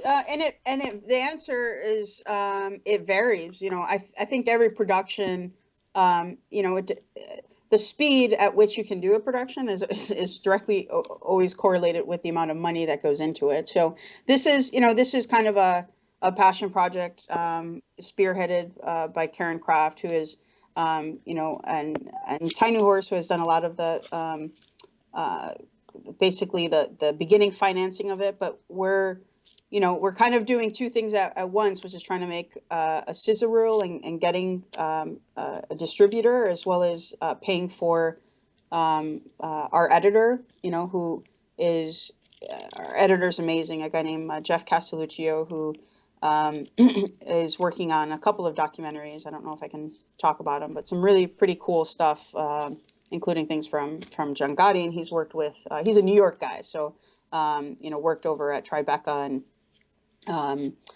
was an assistant to Robert De Niro before he started doing some editing. So he's been kind enough to really work with us on rates, but you can do things pretty quickly if you have an unlimited amount of money. But we all, I think it's a passion project for us, and we're kind of sifting through everything and moving it along. So does it get you kind of, I don't want to say it's almost like you're protecting your baby on this, because you said it's a passion project. So do you feel like there's people outside sometimes that want to change what the intent of what you're trying to convey to the audience? And is it do you sometimes snap off? I guess you'd say snap off on people and say, hey, we're running it like this, it's rolling like that. I mean, is there any friction involved, especially because of what everyone's talking about, fake news and real news, and what's the media, not the media, you know what I mean? So it's kind of hard. It's kind of something hard to cover. Even if you were neutral in your political affiliation, this would be kind of hard to freaking not have somebody come in and try to throw something at it. You know what I mean? Does that? Yeah. Have you been in situations like that while this is sort of coming together? Well, I think our team, and again, we can't speak highly enough about, and I know Jonathan would agree, about Karen Kraft. I always say I'm Puerto Rican, and with Puerto Ricans, comes with the passion of loving things, but also like the irritation and temper that comes with it as well. I am not saying that. I'm laughing with you. If that's what the guest wants to say. Yeah, and so what's great about Karen is she has that wonderful temperament of being able to handle when people are saying, hey, we want it to look like this, and just very, I think, has this wonderful way of being able to say, let's look at it from a different point of view, and what's going to make this the best story, not necessarily what's going to make headlines or what's going to make something sellable on whatever network that you want, but what's going to really make this something that is a great story, and that comes at it from the perspective that we want to tell this story from. So you always have people that are going to offer their opinions. I always say that filmmaking is the one industry where everyone's an expert, right? You go to Of a course. film and that's either garbage or that's great. Oh, I and know. You can I have know. no experience whatsoever in storytelling and be able to say those opinions. And so in that, everyone's going to have an opinion on what it should look like. And I think ultimately our job as filmmakers is to stick with a plan and have our own point of view and perspective and follow it through no matter what, and filmmaking is also ups and downs. People will pull out of financing because they don't agree with what you're doing. And, sometimes it'll take 7 years to make a feature film. Really? And so it's really just, being emotionally steady for the long haul. I was just about to say, has anybody pulled that? Has anyone said, hey, you know what? I don't like the way this is going. And they, you know what I mean? Have they, you laugh like this, like it actually happened. So I'm just saying, I know you don't want to, give too much, but all the time. I was about to say, and they have. I'll pull out It's this a project. This project is a very controversial project. Oh my God, it's polarizing. It's very polarizing. Very polarizing. And I have dear friends of mine who even ask, like, why are you doing this? Why are you going out there? And why are you telling this story? Friends that I've known for years. And, I tell them that obviously they're not happy with the election. It was interesting listening to the gentleman that basically put together the candlelight dinner. It is an incredible man with incredible design, and he had the same thing. He had people threatening him, and he's a gay man who basically wanted to take this job and wanted to be part of the election. Or not part of the election, but part of this process of this inauguration. And so yeah, we have run into people who have said, yeah, we'll finance it as long as you tell this story. And we've said no. And so we've had to go down different rabbit holes. But I don't know. I truly feel that it's so important to look at, not from a political standpoint, but the fact is that the peaceful transfer of power is really what this country has been built on. Yep.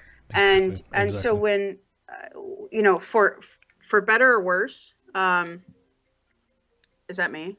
Well, yeah, your phone's blowing up because people are seeing you on Facebook Live right now. They're like, Sorry. what are you talking about? We're pulling out of the project. You're talking too much. I know. They're like, stop calling. Stop talking about it. But for better or worse, I think that the next 4 years, people spoke their minds, and that's how the election turned out. And we have to really figure out, if you don't agree with it, then I truly believe that you have to voice your opinion in a way that's effective and that will make a change. And so I truly believe that if you see what the inauguration was about and just from our perspective, that it could be meaningful and impactful, and we could change how people think of things, as long as we tell it in a way that's, that gets that message across. It got people so vitriol about everything too. It almost got to the point where either side, I guess you would say, were able to articulate just what the hell they were pissed off about. I mean, yeah, nobody man. could say on what end what was the key moment. And I can imagine, I know you guys are going to have this narrated. Are you going to have somebody that's new, like an unknown, do it? Or are you going to have somebody like, we joke around Morgan Freeman narrating everything. So you're going to have like Morgan Freeman going, and Jonathan Chia got hit in the face. Are you going to have something like that? Is that something to where you're going to have to find someone to start narrating and building your timeline and all that? I mean, to help narrate the event, I guess you would say. Yeah, and I'll let Jonathan talk a little bit about this too. But I think it's like building blocks. So you kind of build to what you have, and then if at the end of it, it's simpler to tell a story through narration, then yes, then comes the hard part of casting it and who can you afford, and also who's best for that project. And And so, because with narration, there's a voice, and who stands, what celebrity is behind that voice does matter. So, What about Michael Moore? I Because when you think about it, he actually stopped, took a breath, and said, "Hey, he's gonna win it if this keeps going." It didn't seem like. This is just me. Again, whether I favor him or what, but it's just he was kind of calling it. You know what I mean? I'm not throwing ideas, and anything that I say is hold harmless to U.S. Army WTF moments and WTF Nation Radio. This is purely my opinion, so I don't want to make it sound like the station, advocated it. Well, thanks a lot, Ice. No, Michael Moore wants to do it. Hey, listen, I truly think, especially in the documentary world, and I believe this in the press as well, it's important to have different, I surround myself, I'm telling me as a person, Rebecca Murga, I surround myself with different types of people who all come from different backgrounds and different beliefs, and they're all wonderful. It's not like I can't have friends who are liberals or progressives or conservatives, or I have a ton of different types of friends, and I think that makes me a better person for it, because I can hear different opinions, and then I'm able to shape things that I believe in. The same thing goes, I think, with filmmaking. I think the more opinions or the more different opinions that you have, I think the better of a documentary that you have, and you can't, or else you're making World War II propaganda pieces, and there's a time and a place for that, but I don't think that's the type of piece that we're trying to make. And so yeah, we were kind of joking, right, Jonathan, when we were Wow. over there saying, hey, why don't you come help us and mentor us? And he actually laughed. He's like, yeah, I'd love to. So. All right, you're quiet off in the corner there, John. What you got? What you scheming? What you got going on? You're taking in some stuff. What's up? Just sort of replaying everything in my head again. Sorry about that. Good or bad? Jonathan was a trooper, man. We went to that women's march, and it got to a point where we couldn't move. People were, it was kind of awful because there were so many people, and so we stood in the press tent, and after a while, people were kind of passing out, and because there were so many people in this one crowded area. And I tell you what, Jonathan was like. It was like flashback to being in Iraq. All of a sudden it was like a med tent, and he's like getting people water and throwing cameras down, and he's like, we gotta help this person and get this person some oxygen, and it was kind of crazy. Okay, now, and this is just me because we have a weird sense of humor because we're veterans and we have that off sense of humor. Did you not think that it was kind of funny to see kind of like the walking hats of, the pink hats? Did it kind of like, I get what you're trying to say, but the pussy hat thingy, did you think, okay, that's kind of, could you take it seriously? Was it something that you had to step back and say, okay, I can't laugh at this, I have to document this? Did that run through your mind though? Did it kind of? I was thinking we should have been selling these frickin' hats. That's exactly what he was saying. He's like, who's the guy that made up these hats? He was making so much money. Yeah, exactly. Some of them were pretty, okay, whatever. And then some of them were straight graphic that had hair on them and stuff. I'm like, really, dude? Did you? Yeah. Well, we were kind of making fun of it. Yeah. Okay, actually, we were making fun of it. We weren't kind of making fun of it. We're making fun of Fear the Walking Dead type stuff. I thought that I didn't even. Well, I kind of was just like, oh, look at those cute little hats. I think my, me being naive, I just thought that they were like pink little hats. And then it was Jonathan. I thought so too. Yeah, I just thought that they were like pink hats. And they look like those Pokemon. I don't know. Correct. You're correct. No, Pikachu. Pikachu. Yeah, I thought they were right. Pikachu hats. You're right. Like, they started off and then it went to a more of an extreme pussy hat type thing where they were actually having hats that were made, I don't know if they were made with what, like freaking styrofoam or foam or something like that looked like freaking vaginas. And I'm thinking they were anatomically correct. And I'm like, yeah, thanks, Mike Golf. I was stuttering on this right here. And I'm like, did it at any time while you were filming this? I'm like, okay, John DeChia, Rebecca Murga, they got some bona fides. They're established. They got some stuff going on. There's no freaking way that they were not rolling in their freaking head when they saw this. Oh, Jonathan! If I could tell you the things, poor Jonathan. Okay, go ahead. Go, John. Go. I mean, imagine they planned for 200,000 women, 950,000 showed up, and we were supposed to be meeting Michael Moore that next day to do an interview backstage. Half of our producing crew was already with them. They're like, get back here now. We have Michael Moore, we have Cher, we have Scarlett Johansson, we have Amy Schumer, we have Jason Sudeikis. And literally, as the time we're walking back, looking at the stage, so many women converged at the same time that literally we got stuck and could not go anywhere. So basically, Rebecca had the run point, and we just had to start running people over as members of the press. Well, yeah, because if you'd done it as a dude to a bunch of chicks, then it'd have been like women's oppression. See how men like to step all over women? Because if you'd have been in the front doing it, you'd have been screwed.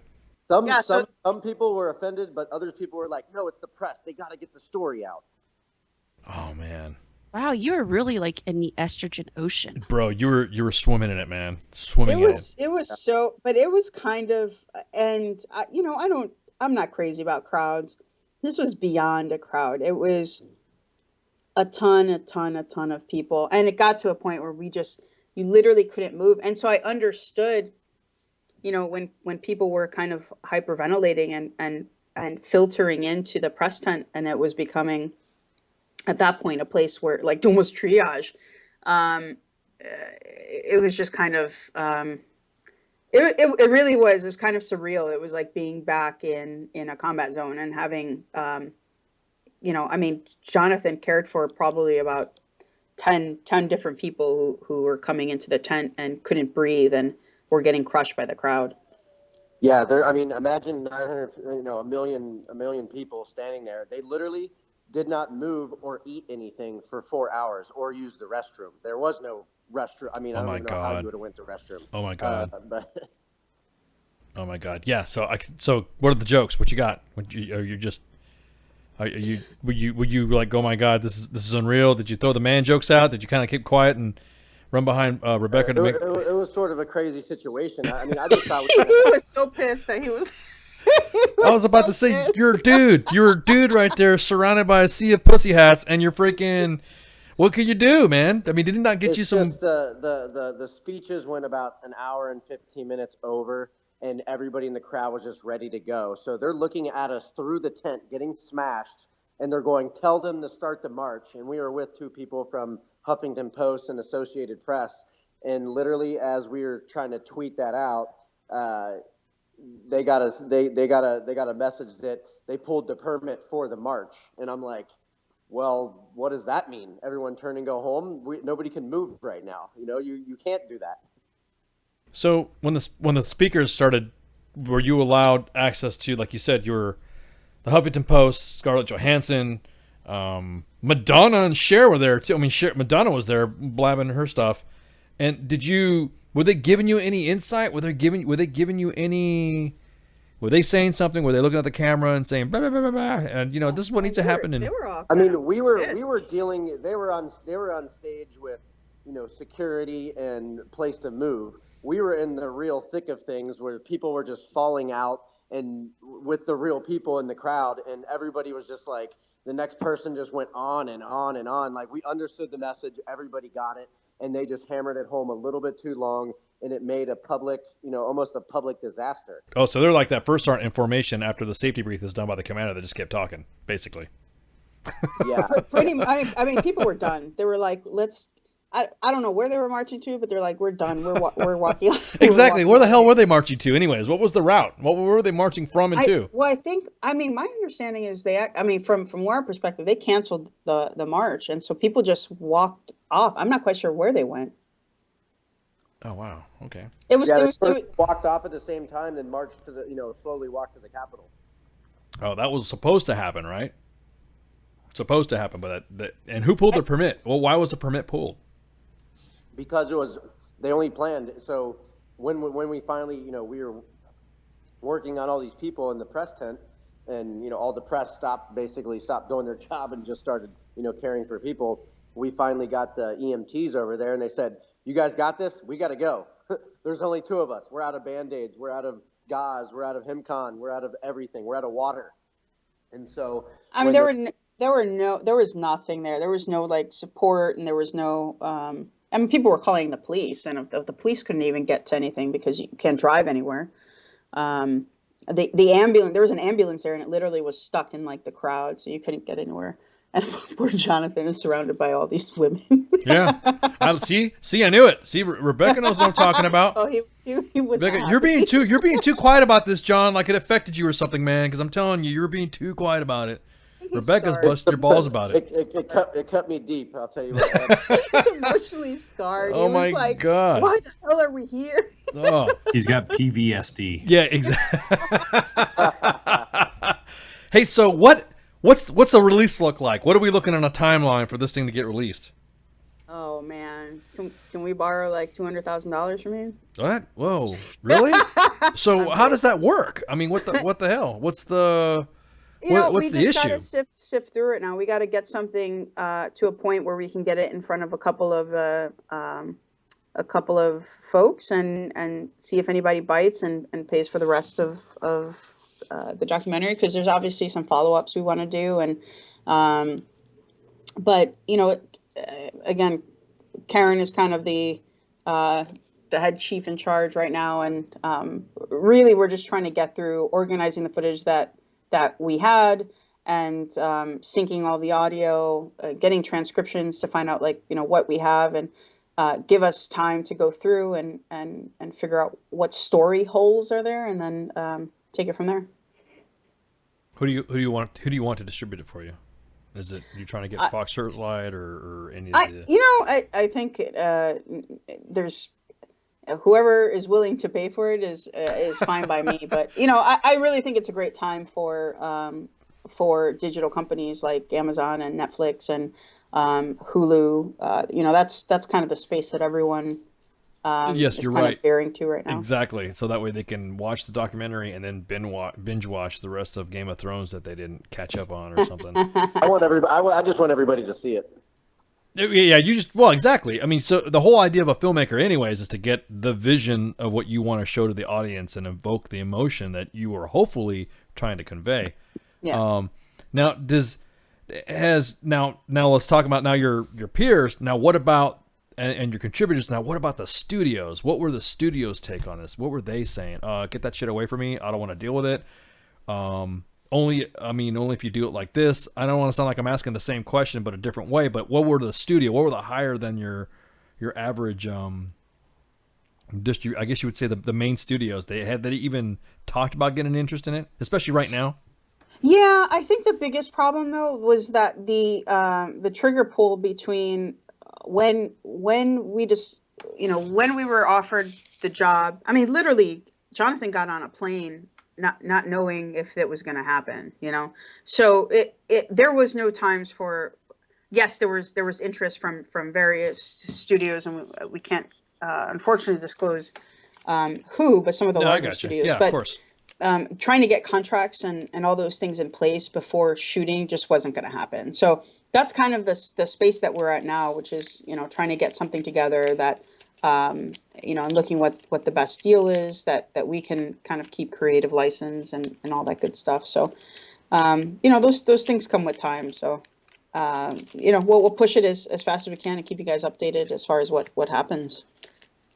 Most definitely. 'Cause, I'm just saying, kind of like some red carpet kind of stuff, visits, hanging out, maybe send Mike Golf out there to, Hell yeah, you know what I guys mean? gotta come out with us. Whoa, is that okay? There you go. Cecilian. There you go. I'm there. There we go. Heck yeah, you guys Okay. you can interview Michael Moore. Yeah. Well, okay, I don't know about that, but no. in the spirit of journalism and what we do as well, reporting what we're supposed to be reporting, yes, it would be even Michael Moore, because even the most provocative, as long as we get in to hang out with you, you know what I mean? So, and to hang out and okay, hang on. We got a caller here. Hang on.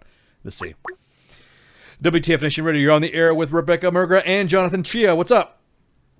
Hey, Chia, it's Maxville. What's going on? I wanted to wish you happy 223 Day. Likewise, brother, likewise. Okay. All right. There you go. Thanks, All right. D-Max. Thank you, I. All right. You didn't get it. No, I don't get it. I don't know what's going on. He's going to tell me right now, so have a good one. So what's the what is 223 day? Well, Jonathan? 223 is our unit. Ah, okay, gotcha. Is an infantry thing, correct? Yep, that's an infantry thing. Yeah. Okay, gotcha. Blue cords, whatever. Scouts out. Yeah. Oh, hold on. No. I love it.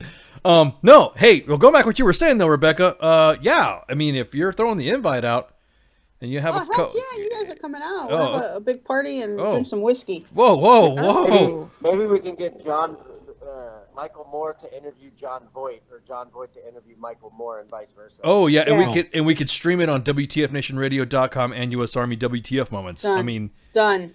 I guarantee Done. that would be. Talk about ratings, my friend. I was about to say, and viewership and all that. I mean, what the hell? This would be. I think it would be pretty badass to have. Who do you think would win in a boxing match, Michael Moore or John Voight? Ooh, I don't know. John Voight is he's kind of tough. I mean, he's kind of a little bit older, but Michael Moore's got the weight and the girth behind him. Yeah, I was about to say, I don't know if when it started grappling, then I don't know. I think John Voight would kind of have some issues once they start grappling. John Voight is tall too. They're both big dudes. Foot over. No, they're both big dudes. Anyways, I'd say if it's a boxing match, it's John Voight. If it's ground and pound, it's all Moore. Yeah, it's all Moore. Straight up, because he'll get that angry. Great assessment. He'll get that. Yeah, he'll get that angry fucking burst of retard strength and just freaking go crazy. I mean, you just go nuts. So Ice was quoted today by saying Michael Moore has retard strength. And I don't want to say that. Anyways, but yes, we would be honored, and we're going to hold you to it for the premiere because we'll like we did with All Warrior Network. We had Operation Chromite, that movie with Liam Neeson about the Battle of Incheon in the Korean War. And it was premiered in the VFW, the Hollywood VFW, and we had our illustrious Pi, along with John Burke and all the other members of the veteran community entertainment industry, I guess you would say, there to premiere on the red carpet. So yeah, I'm digging that. That's what I'm talking about. Approved. Done. Approved. Done, son. There we go. And if you can't get Michael Moore or Morgan Freeman to narrate it, I volunteer. I'll take one for the team. You know what I'm about to say? That would be kind of cool to have. Well, never mind. I don't want to do your work because then I'll be sound like the same guys that were like, well, you know what would be a good idea if you put a spaceship behind the inauguration. Another time. How about you posit some stuff and yeah, exactly. No, we get a lot too here on radio. Trust me. We get the same. We appreciate the input, but thanks, guys. So we got that covered. We got the party covered. We got the premiere covered. So. When this comes out, I mean, is this going to be international distribution? I mean, have you planned on doing it in international? Because the world actually has paid attention to this and hung on the very ear of what the American people were doing for this election and now up to now. So, do you have an intention for an international release as well?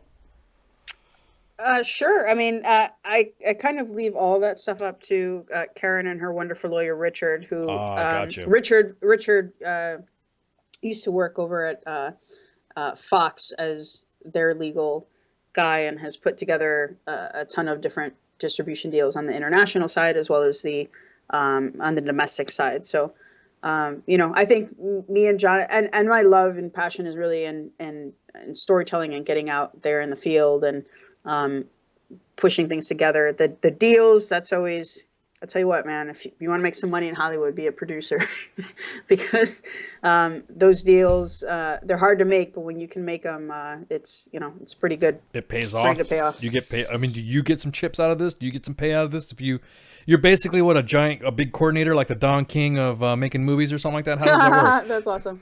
No, it's one of those things where I think everybody kind of went in and said we want to be part of this project, and we'll see what this definitely wasn't a project that we're like, hey, we're gonna be nobody gets rich off of making documentaries, trust me, but it's definitely something where when it comes down to it, and I think we're really just focused on trying to get something together and finding a domestic deal, and then and everybody's interested in what's going on. I mean, there's so many there's so many things that take place in the United States that people follow with a microscope because it affects so many other things on the international side. So, which is great. Of course, yeah. What about the since we mentioned international side, what about our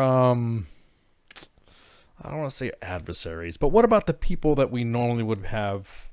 Has anybody garnered any attention from that, or are you not even looking at that that aspect of that audience, like the Russians or the Chinese or people from the Middle East? If they were to watch the video, I mean the documentary, do you think that is that even a route that I should even be going down, or just wait to You can take that, Jonathan. Yeah. I mean, I'm even more waiting for like gay people to see it, to be honest with you, because a big part of Trump's team that were running some of the points were gay guys, to be honest with you. Really? Wow, I did not know that. So, wow. I'm ready for people that weren't very open or said Trump was one way or weren't open to discussion to sort of see behind the curtain for real and see who was running the show for the presidential election committee, and really really get to know some of the people on the team and why they were there. And like Rebecca said, the main designer for everything, David Mann, he got death threats from the gay community. Wow, that's amazing. It's not amazing that he got death threats. It's just amazing that you would think, like you said, people were saying Trump is one way, but he's got complete opposite behind the scenes, running everything. I'm just surprised that no one has brought that out. I mean, why hasn't anybody brought it out? I think everyone's in it for the dramatic, and sometimes if it's a little bit the other way, they don't want to address it, and they just let it fall by the wayside. Doesn't that piss you off sometimes, though? I mean, do you ever try to get into some heated conversations with somebody when they say, "Shut up, John"? All you're trying to do is throw a message out, and then they kind of. I mean, for the most part, I'm a pragmatic, so I'm pretty balanced and level-headed with my views. Yeah. So most of the time, left or right or whatever, a lot of people can agree with me, or if it's something that we just don't see eye to eye, and we just disagree to disagree. That's it. Yeah. Yeah, I got Go back to drinking our beers. Yeah, exactly. Or you just don't even talk about it. You're just like, okay, yeah, whatever. Hang on for a second. WTF Nation Radio, you're on the air with Rebecca Murga and Jonathan Chia. What's up? Hey, so my name is James. I'm listening to y'all's page right now, and I was listening to y'all talking about the death threats to the gay community about Trump. I'm gay. My husband's gay. We both voted for Trump. We both agree with what he stands for, and some of these people out here in the gay community think that Trump is actually out to take our rights away, and that's not the case at all. And it just boggles my mind because I'll sit here and watch it on Facebook constantly. Well, first of all, thank you for listening. But Jonathan is right. Is that David Mann, who basically did the entire inauguration as far as the design? He's a gay man, a wonderful man, and it is kind of sad. A lot of those folks are friends of like Melania, who is in the fashion world, and the fashion world is filled with a lot of different people, but specifically a few gay men who she put in charge of some things. And, it was, for me, I think that was more devastating than anything, is that, people a group of people who claim to, be open and listen to people and can be so angry at someone else at a point of view that death threats kind of come their way, I think is so hypocritical of what you claim to stand for, I guess. And so, I completely agree. It's sad because, I mean, I have friends who, are in all different types of political parties and stuff like that. Me and my spouse being of the Republican Party, I've lost friends who don't agree with it. And I'm like, what is this? Like, you can't just respect my political views the same way I respect yours? Yeah. And it's a bummer, especially if you're part of the LGBT community. Exactly. That takes place, So what does that? I don't know. I just have a problem when a community who claims to really love and embrace differences and change. I realized throughout this election, like if you're a Republican and you're a gay man, or you're a Republican and Black, or you're a Republican and Puerto Rican, for some reason you're ostracized from that community. Well, James, it's true. I've James, I was about to say, James, you're always welcome here. U.S. Army WTF Moments and WTFNationRadio.com. We don't care what you're Right, what, I know what you you guys do. don't. I mean, you know. I joined the military back before the repeal of DADT in the first place, and Yeah. personally, as an openly gay man, I wasn't too big of a fan about it myself. Mostly because those individuals who were serving were going on like talk shows and coming out and making a giant spectacle about it for no reason. When in all actuality, all it is your orientation has nothing to define with your way of life, Bingo. your job, or anything like that. And a lot of the people that are going out here and protesting the Trump inauguration and the fact that he's the president now and claiming it's because they're gay or lesbian or transgender or whatever, all the freaking sexualities there are now.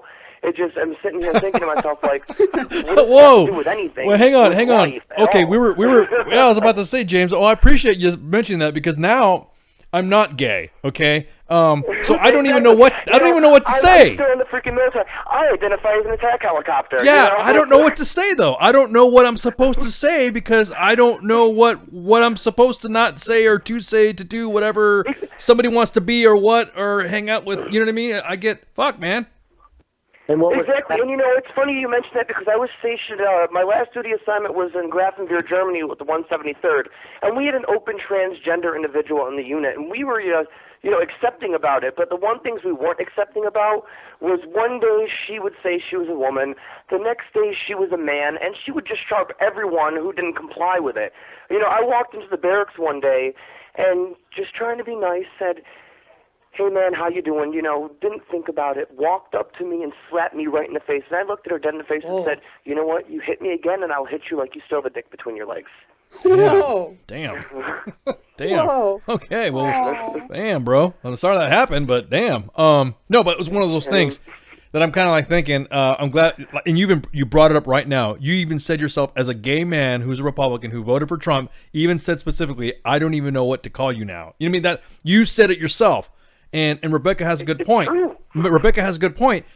For a community that is supposed to be embracing tolerance and preaches that tolerance, it's shocking that it is now just flipped at 180 to those that exercised their own freedom of to whoever the vote they want to vote with. I mean, it boggles the mind. And man. one of the sad things was, when we got in there day one, people, everybody working around the presidential election committee.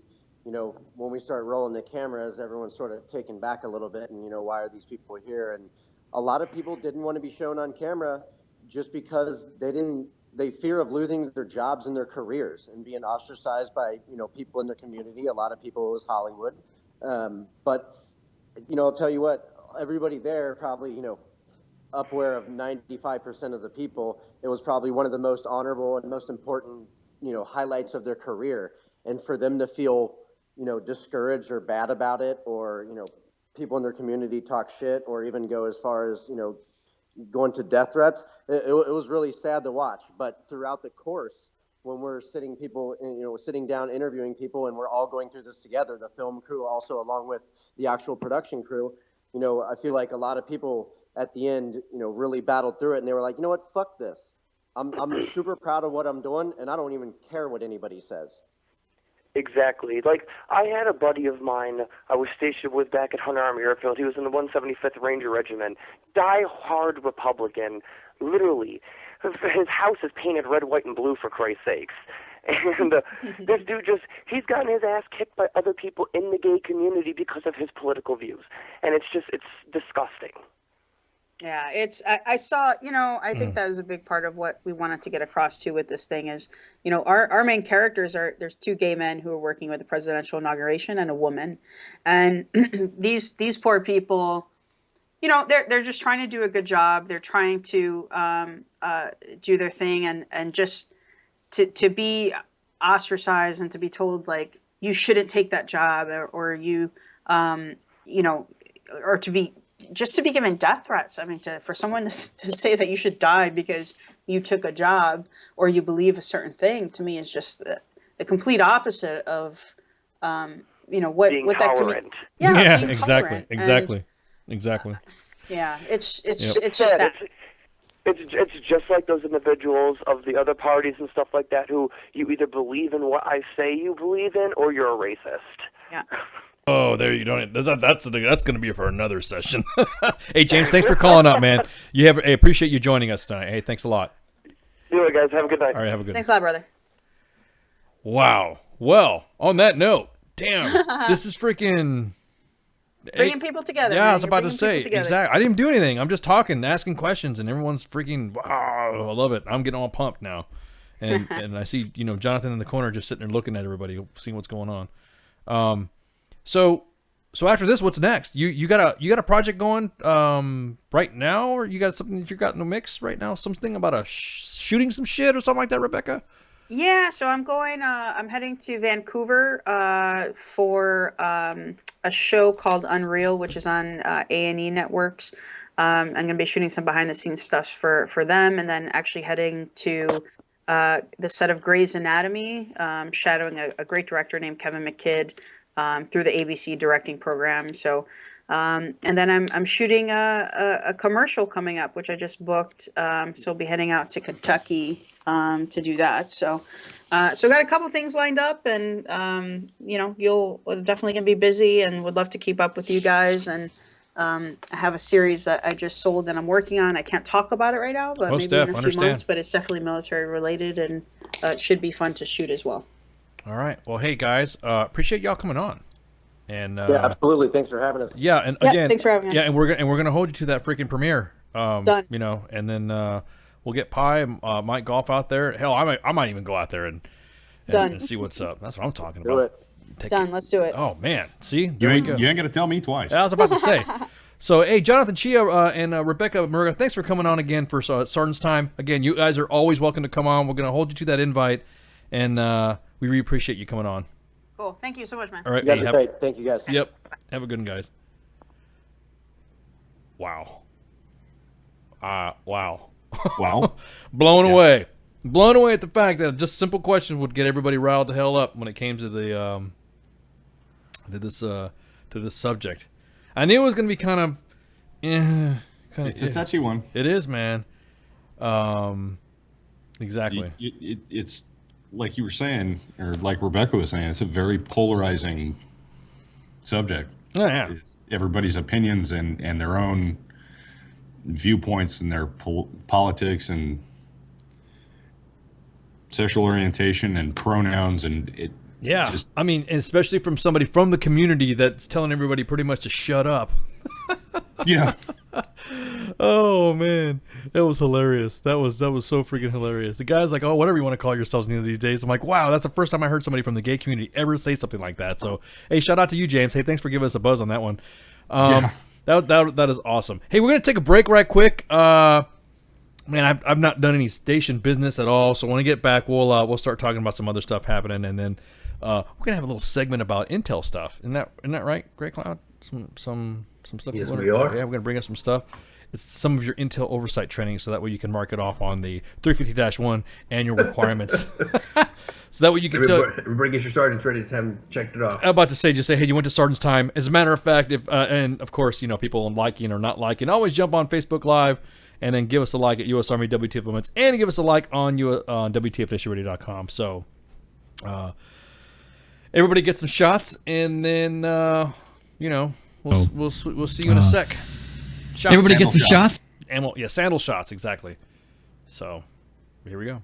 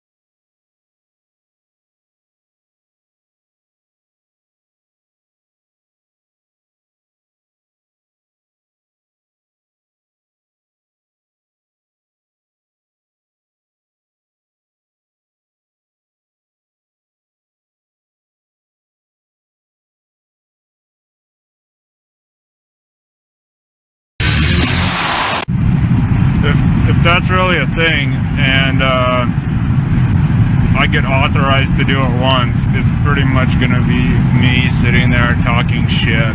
I get like constantly. This station is now the ultimate power in the universe. I suggest we use it. The voice of U.S. Army, WTF Moments. This is WTF Nation Radio. I find your lack of faith disturbing. If they cut off one head, two more shall take its place. Hail Hydra. We're back. Hail Hydra.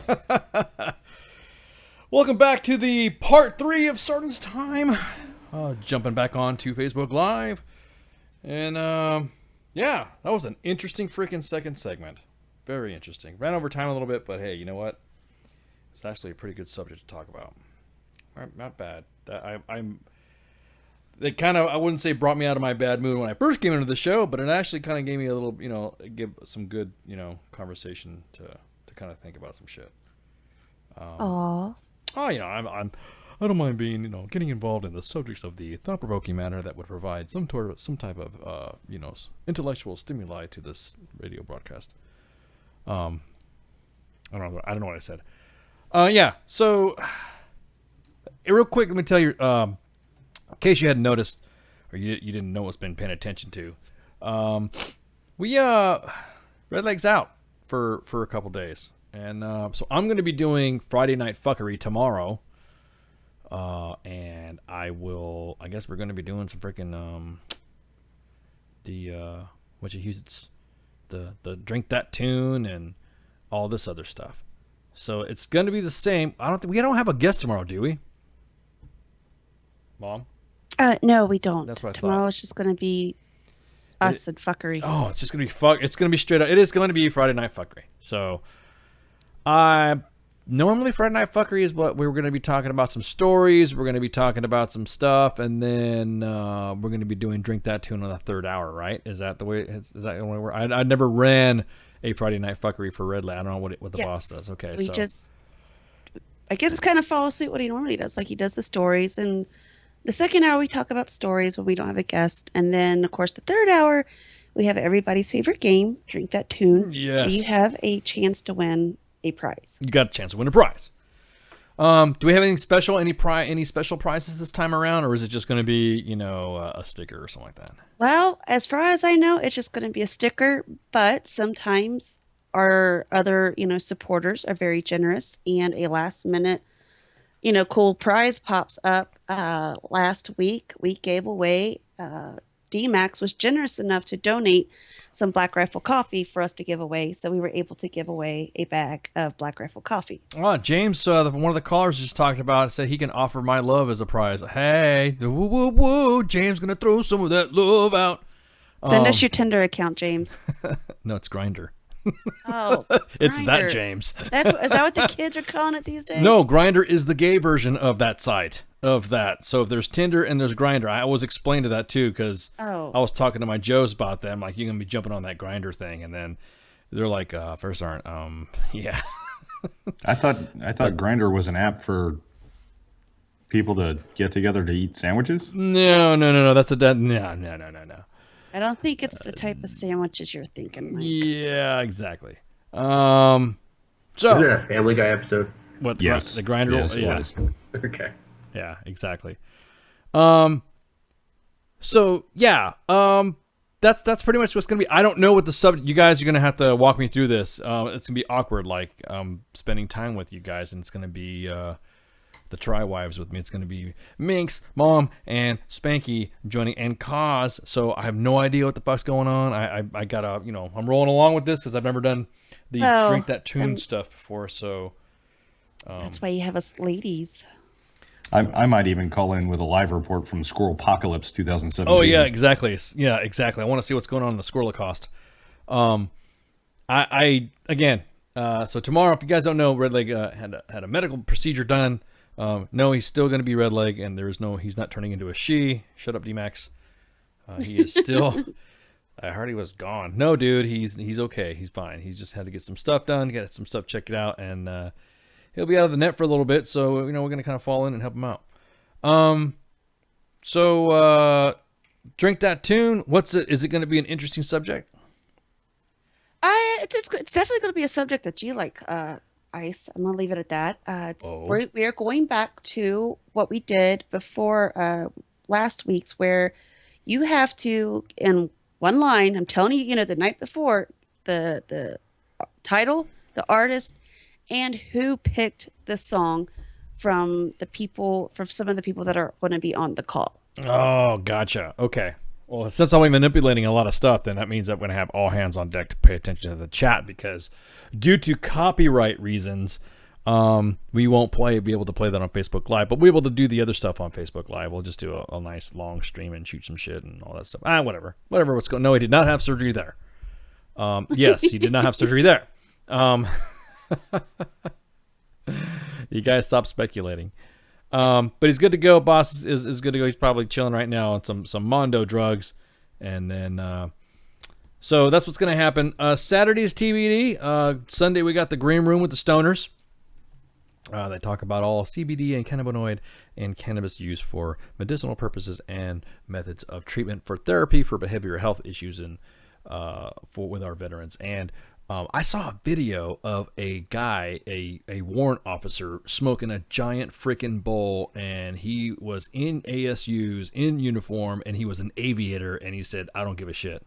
Oh, you're talking about that 74-year-old dude that got busted? Yes. Wow. Yes. And he was like, "I don't care. This is what it's all about," and blah, blah, blah, blah. I'm like, oh, okay, cool. So that's what's happening on Sunday. Monday is going to be the Monday edition, not show. Gonna shoot the graphics guy for that. The Monday edition. What's going on for Monday? I believe Jay Reddy is going to fill in for Red Lake on Monday. Oh, snap. And then also going on that, we have Thursday Magic on Tuesday with Minx and Jay Reddy. To go into the whatever they do for that type of stuff. Worship some trees or some shit. WTF Wednesdays with Jim Beam. And then back to Stardust Time with us. And, of course, don't forget, we got a show Monday, Wednesdays, and Fridays. We also got a couple videos throwing up on the some recruitment stuff. We're moving some stuff around. We're gonna get bigger. Then there's some bigly stuff that needs to happen with people that we really cannot stop. There's just some things we can't fake the funk anymore. So we gotta get pretty much. There's some stuff now that we're like, holy fuck, we can't just say, hey, we can do it, and then it starts getting big, and we start dealing with big names and start dealing with big stuff. I'm like, we really need to get So if you guys been paying attention to the video, Red Leg's recruitment video has been throwing up. I think it's daily, and we've been getting mail. We've been getting some applications in and checking shit out. So, I mean, some of you guys have already applied, and some of you guys have waited for responses for and all that, and all this, and then we'll make sure the HR gets it, and then you'll get interviewed. Yeah, exactly. Jay Reddy just said, "Fuck it, I'm gonna do it." He's just jumping right in, man. Right. Your call will be ignored in the order it was received. Yeah, exactly. Jay Reddy, hey, good luck, brother. You're gonna be fucking. So. Hey, 4-7 Cav Apache Troop 3rd Platoon, Korea 102. Do we have any scouts out there? Scouts out! I guess he was a scout guy. He likes scouts. Wait, 4-7, is that the Gary Owen dudes? Yep, 7th Cavalry Regiment, Gary Owen. Yeah, okay. All right. So I'm a tanker. I'm not or I was a tanker. God, I hate saying that. You are a tanker. Dude, you're a tanker. Come on, stop it. You're a tanker. I'm a tanker. You're just retired. When people say, you can always be called back into active duty. So on that note, so we're going to go into a little Intel oversight training right now. So everyone grab your fucking checklists and make sure your training NCO signs off on this block of instructions. So that way you can get credit on your 350-1 training so your QTB slides will be up to date. Go, Great Cloud! First, it's not an Intel oversight training. Damn. So we'll get credit. I would never help anybody out like that. Do your own damn training. So if you've been living under a rock the last week or so, Trump has picked a new NSA, and there seems to be no heartburn with it, and that NSA accepted. That is Lieutenant General H.R. McMaster, famous for two things other than this, or three rather. So he wrote a book called Dereliction of Duty. He was a major key player in the Battle of the 73 Easting. and he also took the 3rd Armored Cavalry Regiment in the Talafar and Hell yeah. defined on how coins should be operated. In other words, he wiped out the fucking enemies. What he did. I was Pretty around. much. I was around for that time. He was he didn't pull any fucking punches. So go ahead. Go ahead. Continue. I'm sorry, I didn't mean to cut you off. No, it's fine. So from everything I've read, is there are both sides of the aisle are actually very excited about this pick as the national security advisor to the president. I know I served under him when he was a commander of a unit I was belonging to, and I would gladly follow him back into war. He's very smart and very sharp, and it's like you said, he doesn't pull any punches, which kind of sets him apart from that whole O-grade mentality of yes men, if I can put it that way. He tells it like it is, and he will do what it takes to get the job done. Bottom line. So, whereas some guys might be wishy-washy and they'll want to appease the leadership and the command team, as it were, he will flat out tell the command team this is fucking stupid and wrong. That's my opinion. Yeah, and it was my experience with him during the time where he was in Talafar. I was out there as well doing something else. And it was almost to the point to what we had to do. There was nothing left for us to do because of what he was doing in Talafar. In other words, he was slaying fucking bodies, man. He did not take shit. Now, when you say he doesn't take no shit from anybody and he's pretty upfront about a lot of stuff, he's not doing it to be spiteful. He's not doing it to be angry. He's not doing it whatever. He's like legit, not some cranky old dude that will say something. And actually, not since Colin Powell, since Colin Powell, he'll be another general that has served on active duty as working for a civilian boss. So yeah, it's freaking crazy. The biggest thing is that my thing is that I don't want to happen is I don't want guys that go and start sharpshooting a candidate or nominee or pick. I'm glad he got picked and confirmed.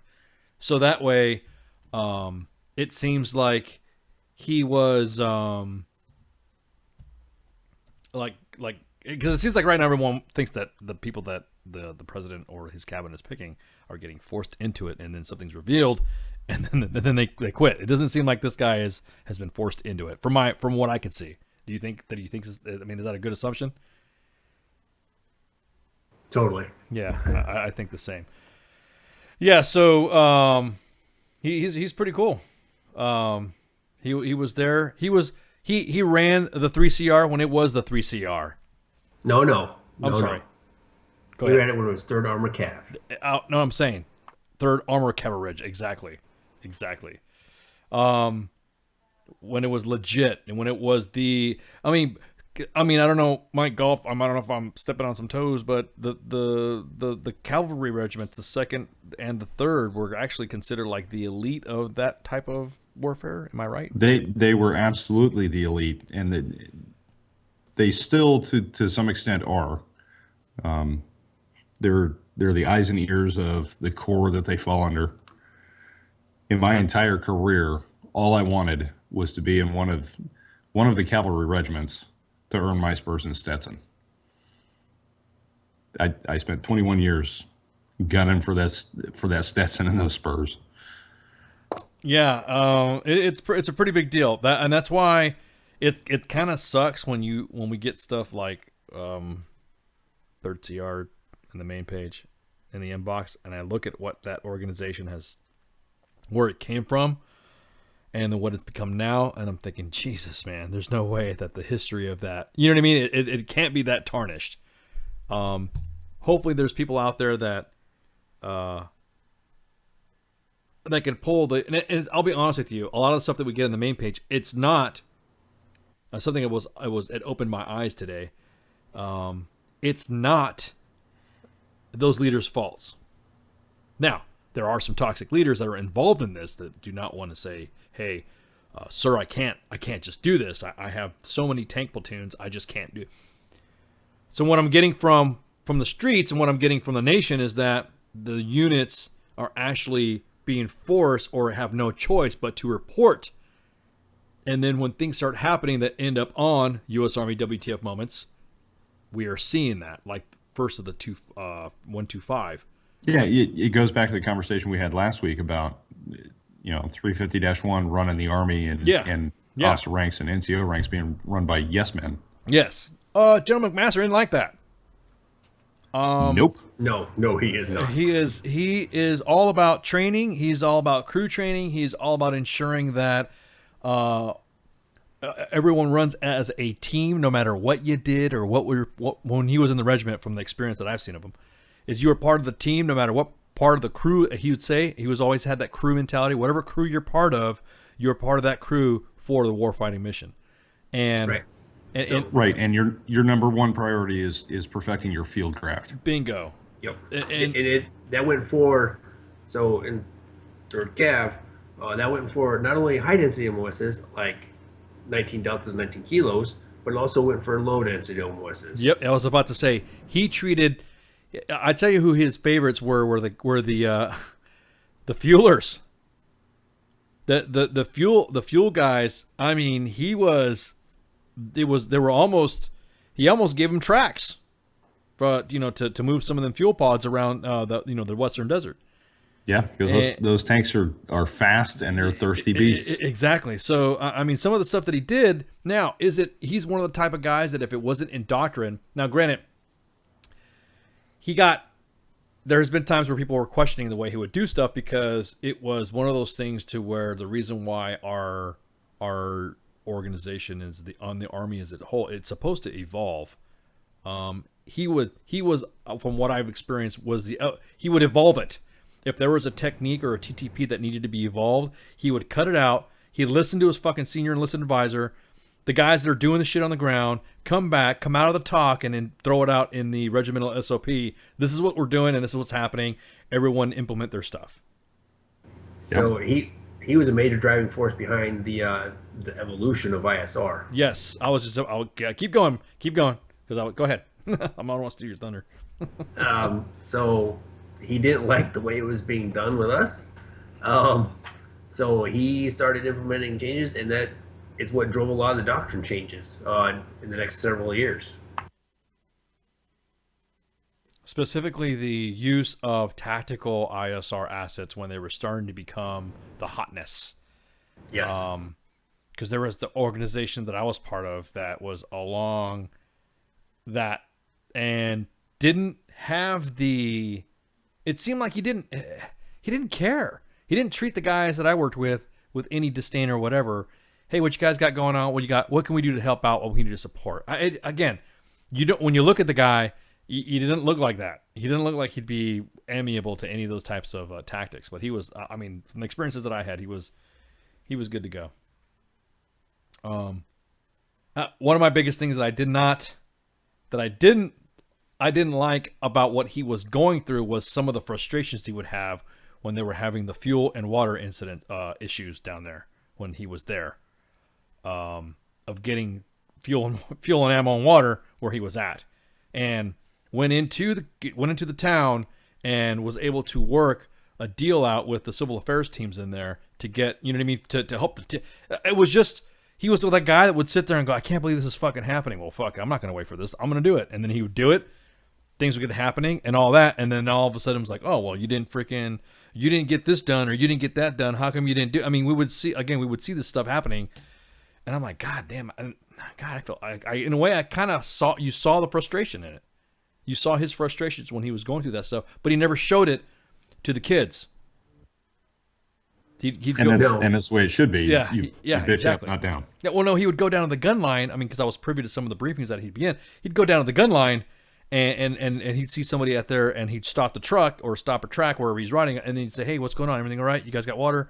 Hey, is your NCOs doing this?" And then, hey, oh man, make sure you stay out of the shit streams. That was the biggest thing in Talafard. He was always telling everybody, was get out of the shit streams. That irrigate. Oh my God, that shit was so nasty. It was so bad and I remember that when he was talking to the engineers about rerouting some of that shit, no pun intended. So yeah, it was one of those leaders that you couldn't believe this guy was an active duty colonel. He's not acting like an active duty colonel. He's acting like a pissed off. I don't care about. He almost acting like a warrant in a way. I'm Hey, just now, let's you're getting ahead of ourselves. Okay, I was about to say, am I giving him too much of a compliment? But yeah, so General McMaster, hey, congrats, sir. You know that's a good on you, man. Maybe come on the air, shoot the shit with us, jump on U.S. Army WTF moments, and give us a holla. And is that a formal invitation to the National Security Advisor? Why not? We tried to get D. Treasy on here when he was running, and we did get a message back say, hey, thank you for your time. But right now he's busy, so it never hurts to throw a line out. You never know what happens. Is that an implicit acceptance that we are a legitimate news source then? I don't want to say we're a news source. Slow down. Yeah, I want to say we're not a news source. I'm about to say we're not a fucking news source. It's just that the fact that, I don't know, just we're bringing you your team room. We're bringing you your squad bay. We're bringing you your motor pool. We are bringing you what you want to hear. You guys, Some of you guys that are out there, some of you vets out there, or hell, even me, I miss shooting this shit with the Joes, and getting down on the line and just sometimes hearing what the soldiers have to say. I mean, that's why I kind of, man, this is crazy. This is awesome. So. One other note about H.R. McMaster is that his book shot to the top of Amazon's list after he was appointed. Oh, wow. Wow. Oh, yeah, because, the book, actually, Dereliction of Duty has nothing to do with the current times right now. It has to do with the Vietnam War. Yes, it does. And there's some, if you read some of the other stuff about it, it has to do with him basically calling out the leadership at that time.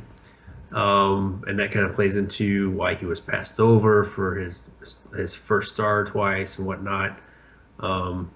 General Petraeus actually recalled back to the U.S. why he was a CENTCOM commander to oversee the next board that General McMaster was going on, to ensure that there was impartiality when he was considered. Well, and that's another thing too. There's guys that generalship runs a lineage. Just think of the name, like Abrams. The line of Abrams in the Army. You're speaking my language now.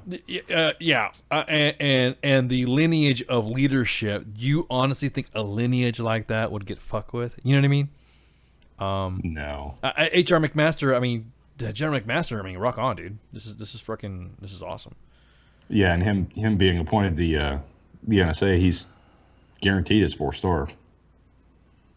Yeah, exactly. Oh, hey, thanks, Sean. We love you too. This is exactly what this is. This is your team room. This is your squad bay. This is your bar. Whatever. Leave your fields at the fucking door. Blah blah blah. I'm not gonna get into all that stuff. But yeah. Hello, I'm your new private. Gonna take you out in a bunch of credit cards. Oh, I'm just reading some stuff that people are throwing on there. James, you were just a comedian tonight, man. James is on it. He's on fire tonight. I love it. But anyways, yeah, I just think that's kind of awesome. Oh yeah, okay.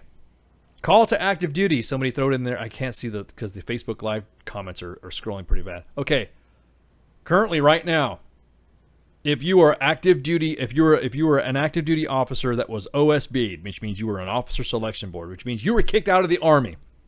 Right now, you have until March 31st to submit your packet to come back active duty.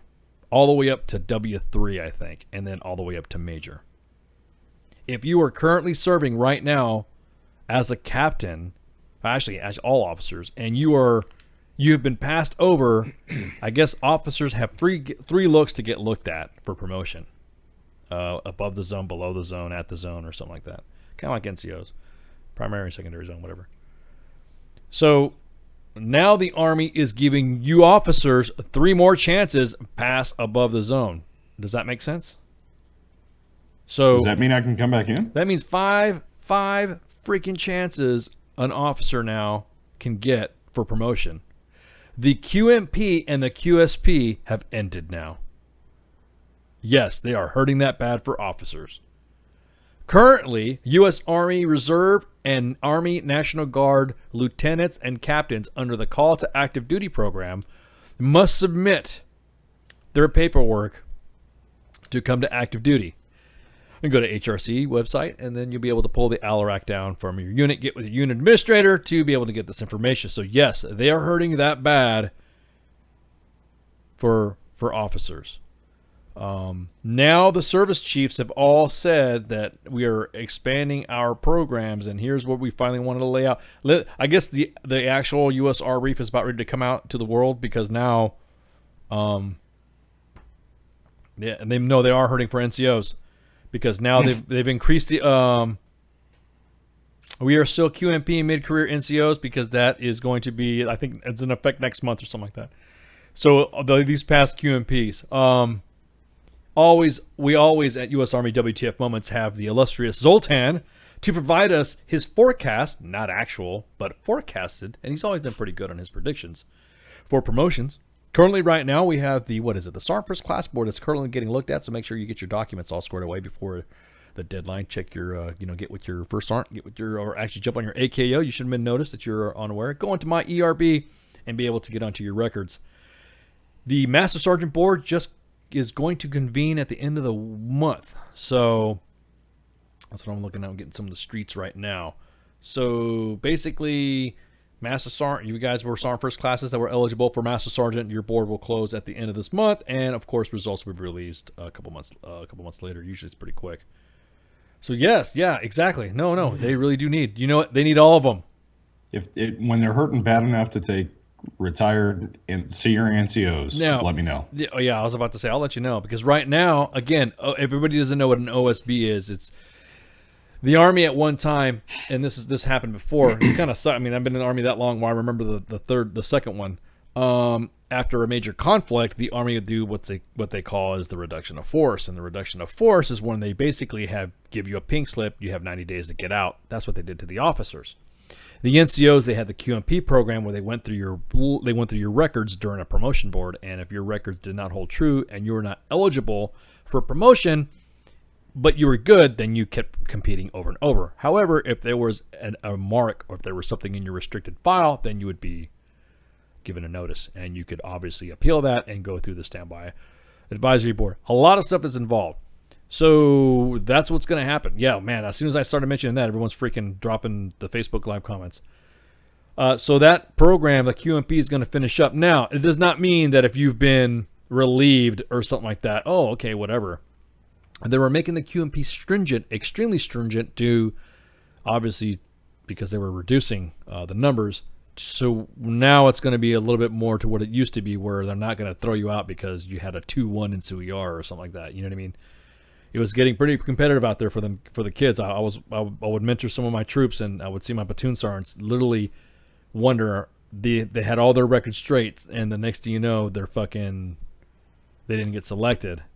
And so it's just one of those things. Now, again, they're really looking for the return for, they call it the call to active duty, which is basically a partial recall of officers. They're inviting officers right now to come back. Inviting. So I would totally take that invitation. Oh, it's going to happen. They're probably going to do that for the call to reserve. Because the last time they did a call to retired service members, what they did was they got the retired soldiers, but they only got them back for an additional service of that rank that you came back retired at. So you, Mike Golf, at your rank, you were only authorized to be retired at a specific year. So you'd come in for your tour, and then that call back to active duty, and then you'd go back out. Does that make sense? It would just add, and I'd be cool with that. And you just, like, for instance, you'd come back for like another 4 or 5 years, and then you're done, and then you do your time. So I'd hit my RCP for the rank that I retired at. Yes, exactly. That's exactly what it would be. Unless now, the last time they did this, they got guys recalled back, and they ended up making them eligible for promotion, and then they came back in and they were re-retired, because I've served with guys like that. That they came in, and then they're like, yeah, I came to call it active duty on a retirement, and then, okay, well, cool. And then they dropped that, and they said, you can compete for promotion. He competed. He made Master Sergeant. And then 2-3 years later, dude's getting pinned Sergeant Major. The guy had been in the Army forever before they started messing with the RCPs. So yeah, hang in there, guys. It's coming. The Army's gonna get bigly again. Mm-hmm. Bigly.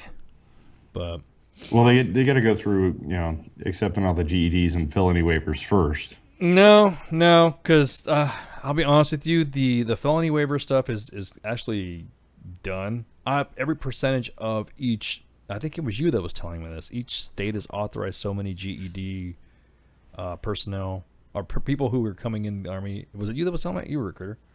Was it you that was telling me? I was a recruiter. I just put them in. I don't know what the percentages for the. I think it was the cutoffs. One of the other staff members was telling me that there was a percentage of individuals from each state that they were allowed to bring in, depending on their scores. So apparently we have too many E4s that need to get promoted. Why do you have to promote an E4? If the soldier's not good enough to get fucking promoted, then don't promote him. So now everyone's gonna be sergeants. Hey, sergeant. They sergeant. Everyone's gonna be promoted. Everyone's gonna be sergeants. So not everyone can be promoted. It's not their fault. It's just not everyone can be promoted. Yeah, so that's what's going on. That's the latest and hot button topics in the Army. H.R. McMaster's been confirmed. Again, he is still a general. So if you see a guy in a suit and he is the National Security Advisor, you still got to address him as sir. And the most important thing out of everything that we have talked about with H.R. McMaster, he's a tanker. You had to throw that last bit in there. Really? Yeah, I had to put that out there. Yeah, I had to. Anybody want some tanks? You laugh every time you say that. No, it's funny because when I was in a tanker unit, I've been involved in your like organizations, and I didn't have an appreciation for them until I was in a unit like that, and then I'm like, wow, these guys aren't bad kids. It's pretty awesome to see a 70-ton vehicle rolling through Fallujah and deciding to turn its turret and point it almost point blank into a building, and then just letting it go, and watching the earth shake and gunner canister round everybody in front of us. Everyone's like, yes, it was just a blast. I loved it. Literally. Yep. And yes, exactly, Sean. He's a kilo. He is a kilo. I know Sean.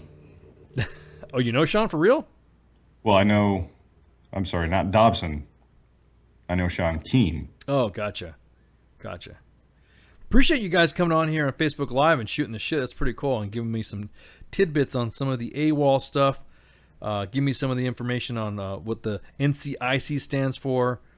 Helping me out here on the show because it's gonna be crazy. It's gonna be crazy in about, I'd say, in a short time. There you go. How about that? Am I doing good on my stuff there, Grey Cloud? I mean, I know you'd like to. You always raise an eyebrow. No, you're good. Okay, cool. But you can provide blood transfusion. Nope. So, anyways, if you guys don't have anything with me, shit. Thanks for y'all coming on, and thanks for Jonathan Chia and Rebecca Murga. And you guys heard it. We got it recorded. The premiere of their documentary, red carpet, all that stuff. James, specifically Ice Pie and me. Yeah, exactly. Ice Pie, me. I'm gonna take a date. I'll take all my. Can I be eye candy? Yeah, I was about to say we need some eye candy to be off the shoulder. So I got Minx, Mom, Spanky, James from the Facebook live chat. You can come too. You can be my eye candy if you want. I don't give a shit. I'm cool with that. Just don't get drunk around me or some shit, because I don't want you to like sexually harass me or something like that. Sean, dude, he's cool as shit. James is cool as shit. But anyways, if you guys don't have anything for me, man, you guys got anything you want to say? Any shout outs you want to do or something like that? No. Just No, I'm thank good. you for tuning in. Yeah, exactly. Tune in for tomorrow and just, keep following the pages because there's always something new coming up. All right, awesome. Well, I would like to point out that this is my third week on the show, and this is now officially the longest job I've had outside of the Army. I love you too, James. See, James says, I got you, boo. That's what I'm talking about today. Hey. Wow. Martha, that's right. Throw them hearts out for me. It's a bromance. It's a bromance. That's what I'm talking about. But anyways, all right, guys. Well, y'all have a good one, and I'll see y'all later. And once again, keep your head down, sandal shots, and we'll see you tomorrow night for Friday Night Fuckery. Yo, God, I can't wait. It's gonna be fun as shit. And the squirrel apocalypse. And yeah, exactly. And the squirrel cost. So y'all have a good one, and I'll talk to y'all later. Shouts. Shots. See ya. Shots. See you.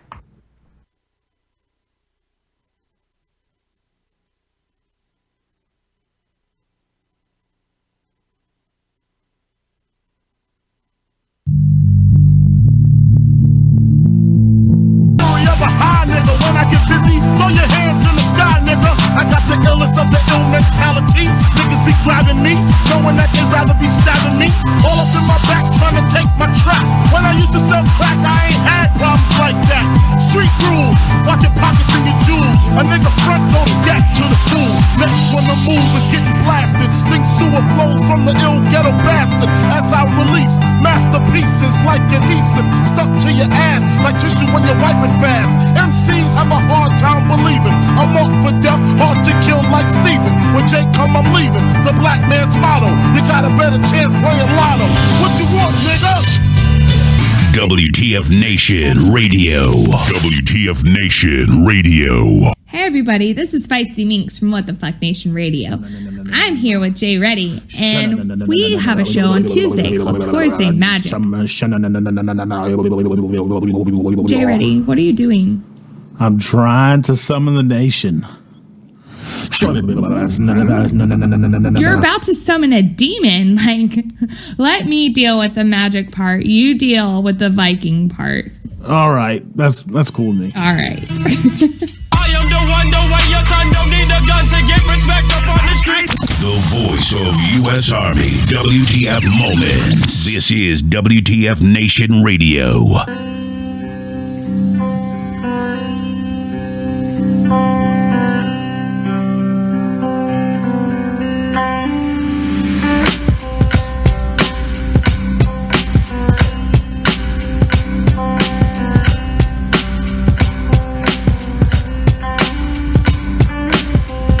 The end,